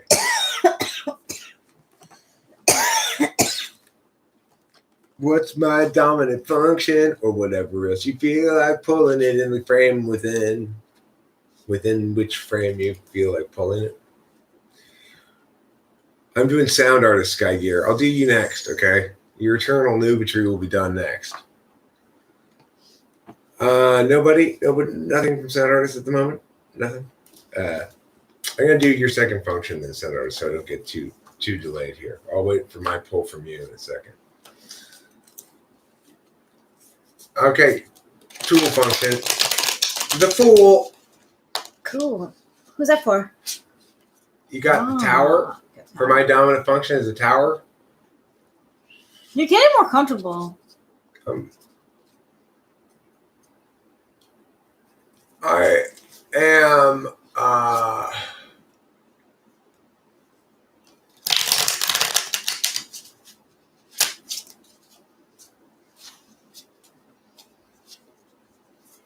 that's your tool function, the Fool. My dominant function is the Tower. Okay, so what's my tool function? Your words can. Archetype of father as protector of Ender, Mars. Huh. That's an interesting interpretation of the Tower. It is. Never heard that interpretation before. It has. I thought it was connected with Pluto, but it could be Mars. That makes sense, right? Mars. Well, Octavia is asking the same question. It sounds like he must be using Oracle. Yeah.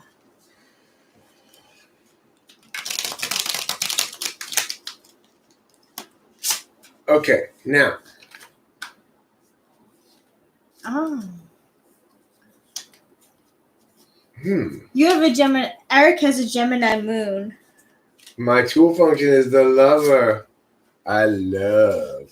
I am very loving. He is very loving. You're very romantic. You're a very good boyfriend. I don't direct my love towards very many different things, but I'm very loving to my cat and to Rachel. You know. Yeah, and to your parents too. To my parents, I try to be. My dad is hard.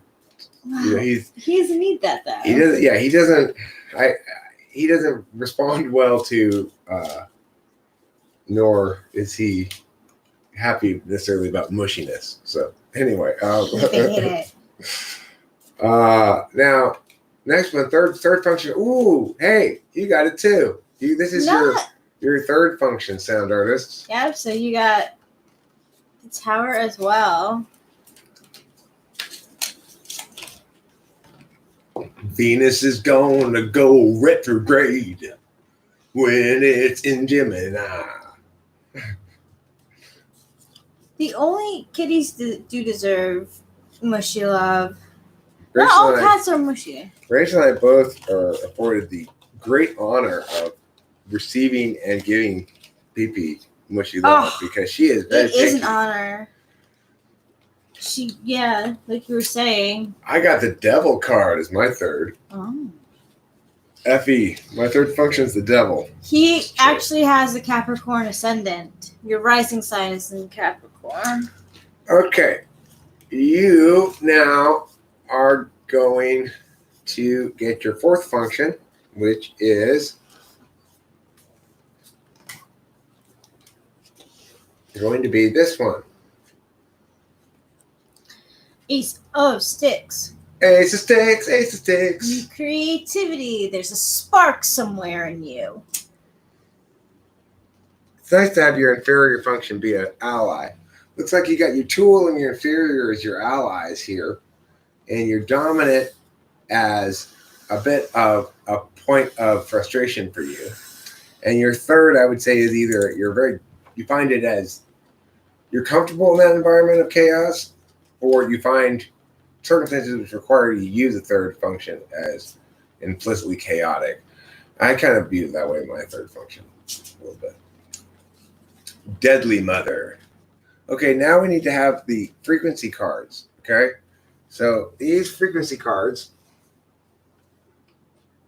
let's do the emo EPI, okay, let's do EPI, ready? Okay. 3, 2, 1, E. Financial freedom. Emotionally, your frequency vibe is financial freedom. I'm not sure how that's an emotional. I guess you could have that emotion, like, hey, I'm rolling. I am rolling to sound artists emotionally. You know, I guess either the emotion of rolling or you feel like you're rolling emotionally. See? Well, that's stupidity stuff. It makes me choke. Okay. Fucking stupid. That's not an emotion at all. Okay, so what frequency is this one's gonna be P or I? Ready? P or I, P or I, P or I. 3, 2, 1, I.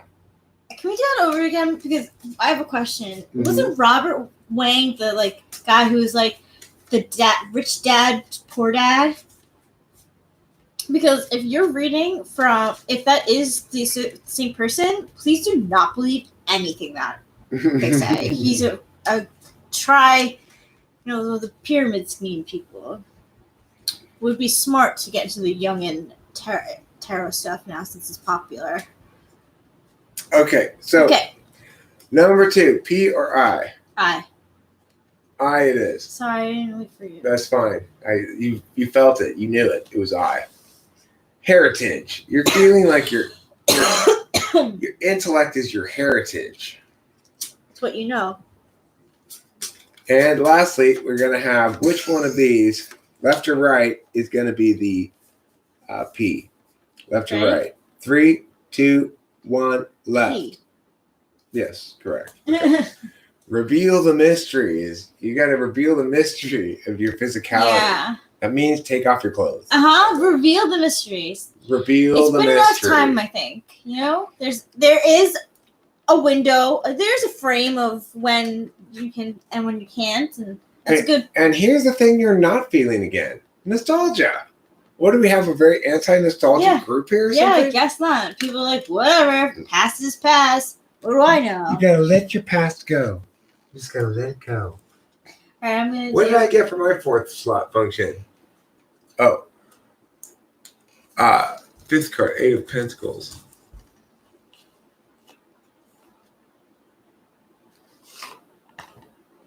Oh, the Moon, 4th.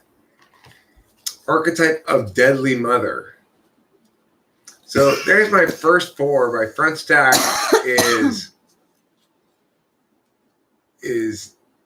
Tower, Lover, Devil, Moon. Those are some big cards. Yeah, they are. There's some big value cards if you were playing tarot poker. And then the 5th one, then you're into my back stack, I guess, or my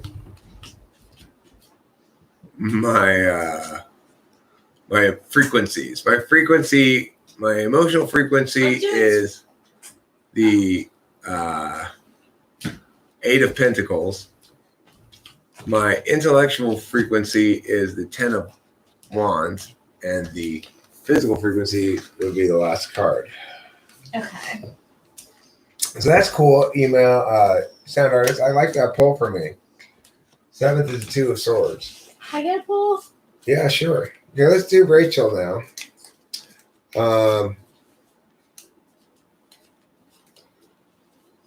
People are oversaturated with nostalgia and quarantine. Very possibly. I was watching some old tennis highlights yesterday. I thought it was adorable. I was watching like best rallies in Wimbledon. You're so emotional. I am quite emotional. You are. I love it. You're a very passionate person. That ENTPs are very, very passionate people. Thanks, baby. You're welcome. Just towards his decision making. Yeah, that's what physicality represents for me, actually. Okay, so for Rachel, we're going to go first dominant function, King of Cups. It's the King of Cups. Yes, yes, it's the King of Cups. Yes, yes. 8th is the World. Saturn, archetype of persona. Yeah, compassionate, finding balance between heart and mind, affectionate, emotionally balanced, easygoing, tolerant. What was that representing? NI for you. That sounds about right. That sounds like NI. That was very exciting, sound artist. Thank you. I appreciate that poll. Nobody ever. Yeah, that was like that. Honestly, that was a great. I hope that we get to do it more. This is Rachel's tool function. Death. It is though. It is. It says every INFJ in secret, at least. Yeah, and I've dealt with a lot of death. I had my grandpa die when I was 2, so like, I literally know how to like go through the motions of death. I think that counts in my own little mind. That makes sense. I think FE tool function represents for you those things because periodically the FE breaks down and you go enough. Exactly. And you push everybody away, and you know. Yeah. I don't mean to. It's okay. It doesn't work with me. You don't push me away. So bad. I'm unpushable. Grandma Lockwell, I would so would love to. I'm glad. Would have. This is your 3rd slot function, TI. TI is your Empress. I am pretty imperious about it. I'm kind of like. If you feel like TI is being violated, you're not having it. No. You need fairness. Yeah, like even with the questions, with TI questions, I'm like, If this is a joke question, I really don't want to answer it because I don't like joke questions, but I do get the gist of the question you're asking. I don't know. I am pretty like hoity-toity. Right? Well, it's just their femininity, motherhood. Yeah. You're pretty. You have a feminine. You do have a very feminine understanding of TI. I do. Fairness. Mm-hmm. And then, lastly, we've got but real fairness, not just ISTP fairness. Fuck that. No, fuck that. Fuck that. They always have their own thing going on. Who cares? Let them do it. Your extroverted sensing. No. Ooh. Your extroverted sensing sometimes betrays you. Well, being on medications that affects it too. Yeah. Well, sometimes you go too hard, go too much. Yeah, I do. That's when your SE is betraying you. It's no longer relieving you. It's becoming True. a thing that's betraying you. So Yeah, that's a good pull for you in your stack. I think so too. This is interesting that it's like you get positive 1-3, less positive 2-4. Yeah, I think it was Sound Artist. I got positive 2-4, less positive 1-3. It would make sense that you have it one way or the other. You know? That's cool. I want to know more about that. Yeah, I could think more about it. All right, you about ready to wrap this? Oh, we got this to go, huh? These are frequencies. Yeah, I want to. Okay. Yeah, See, okay. that's my TI. All right, here we go. Let's see. Physical. EP or I? Okay. 3. I was gonna say P2. Okay, so that's fine. You didn't wait again. That's fine. Physical, your catalyst. Your physical frequency is to catalyze things with physicalness. I am thinking about going on a walk. Okay. That's an E or I. 3, 2, 1. Wait, we did. Wasn't that? That's physical. Oh, E. What do you think? I wasn't sure. Emotionally, you're ascending. Your emotions are going up. That's good. Yeah. And then left to right. 3, 2, 1, left. Right.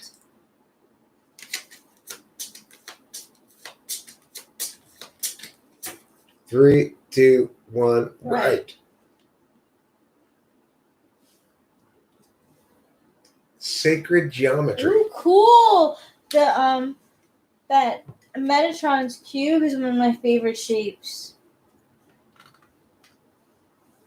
And which one was this one for again? Physical? Or? Sacred geometry. Oh, wait, this was physical. This was emotional. This is intellectual. Intellectual is appropriately for you frequency-wise a sacred geometry thing.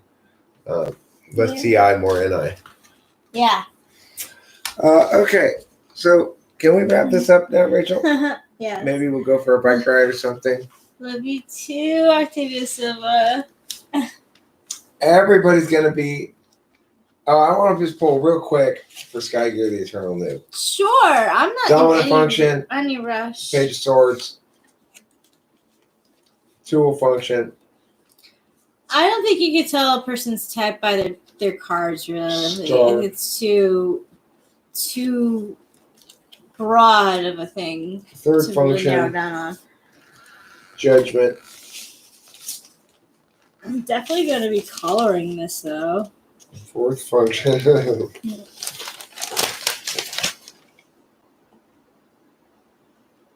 Death. Oh. Hey, look. Hey, look indeed. You got a Jupiter on your leg and a Jupiter on the page. Yeah. Okay. Goodbye, my friends, and thank you for being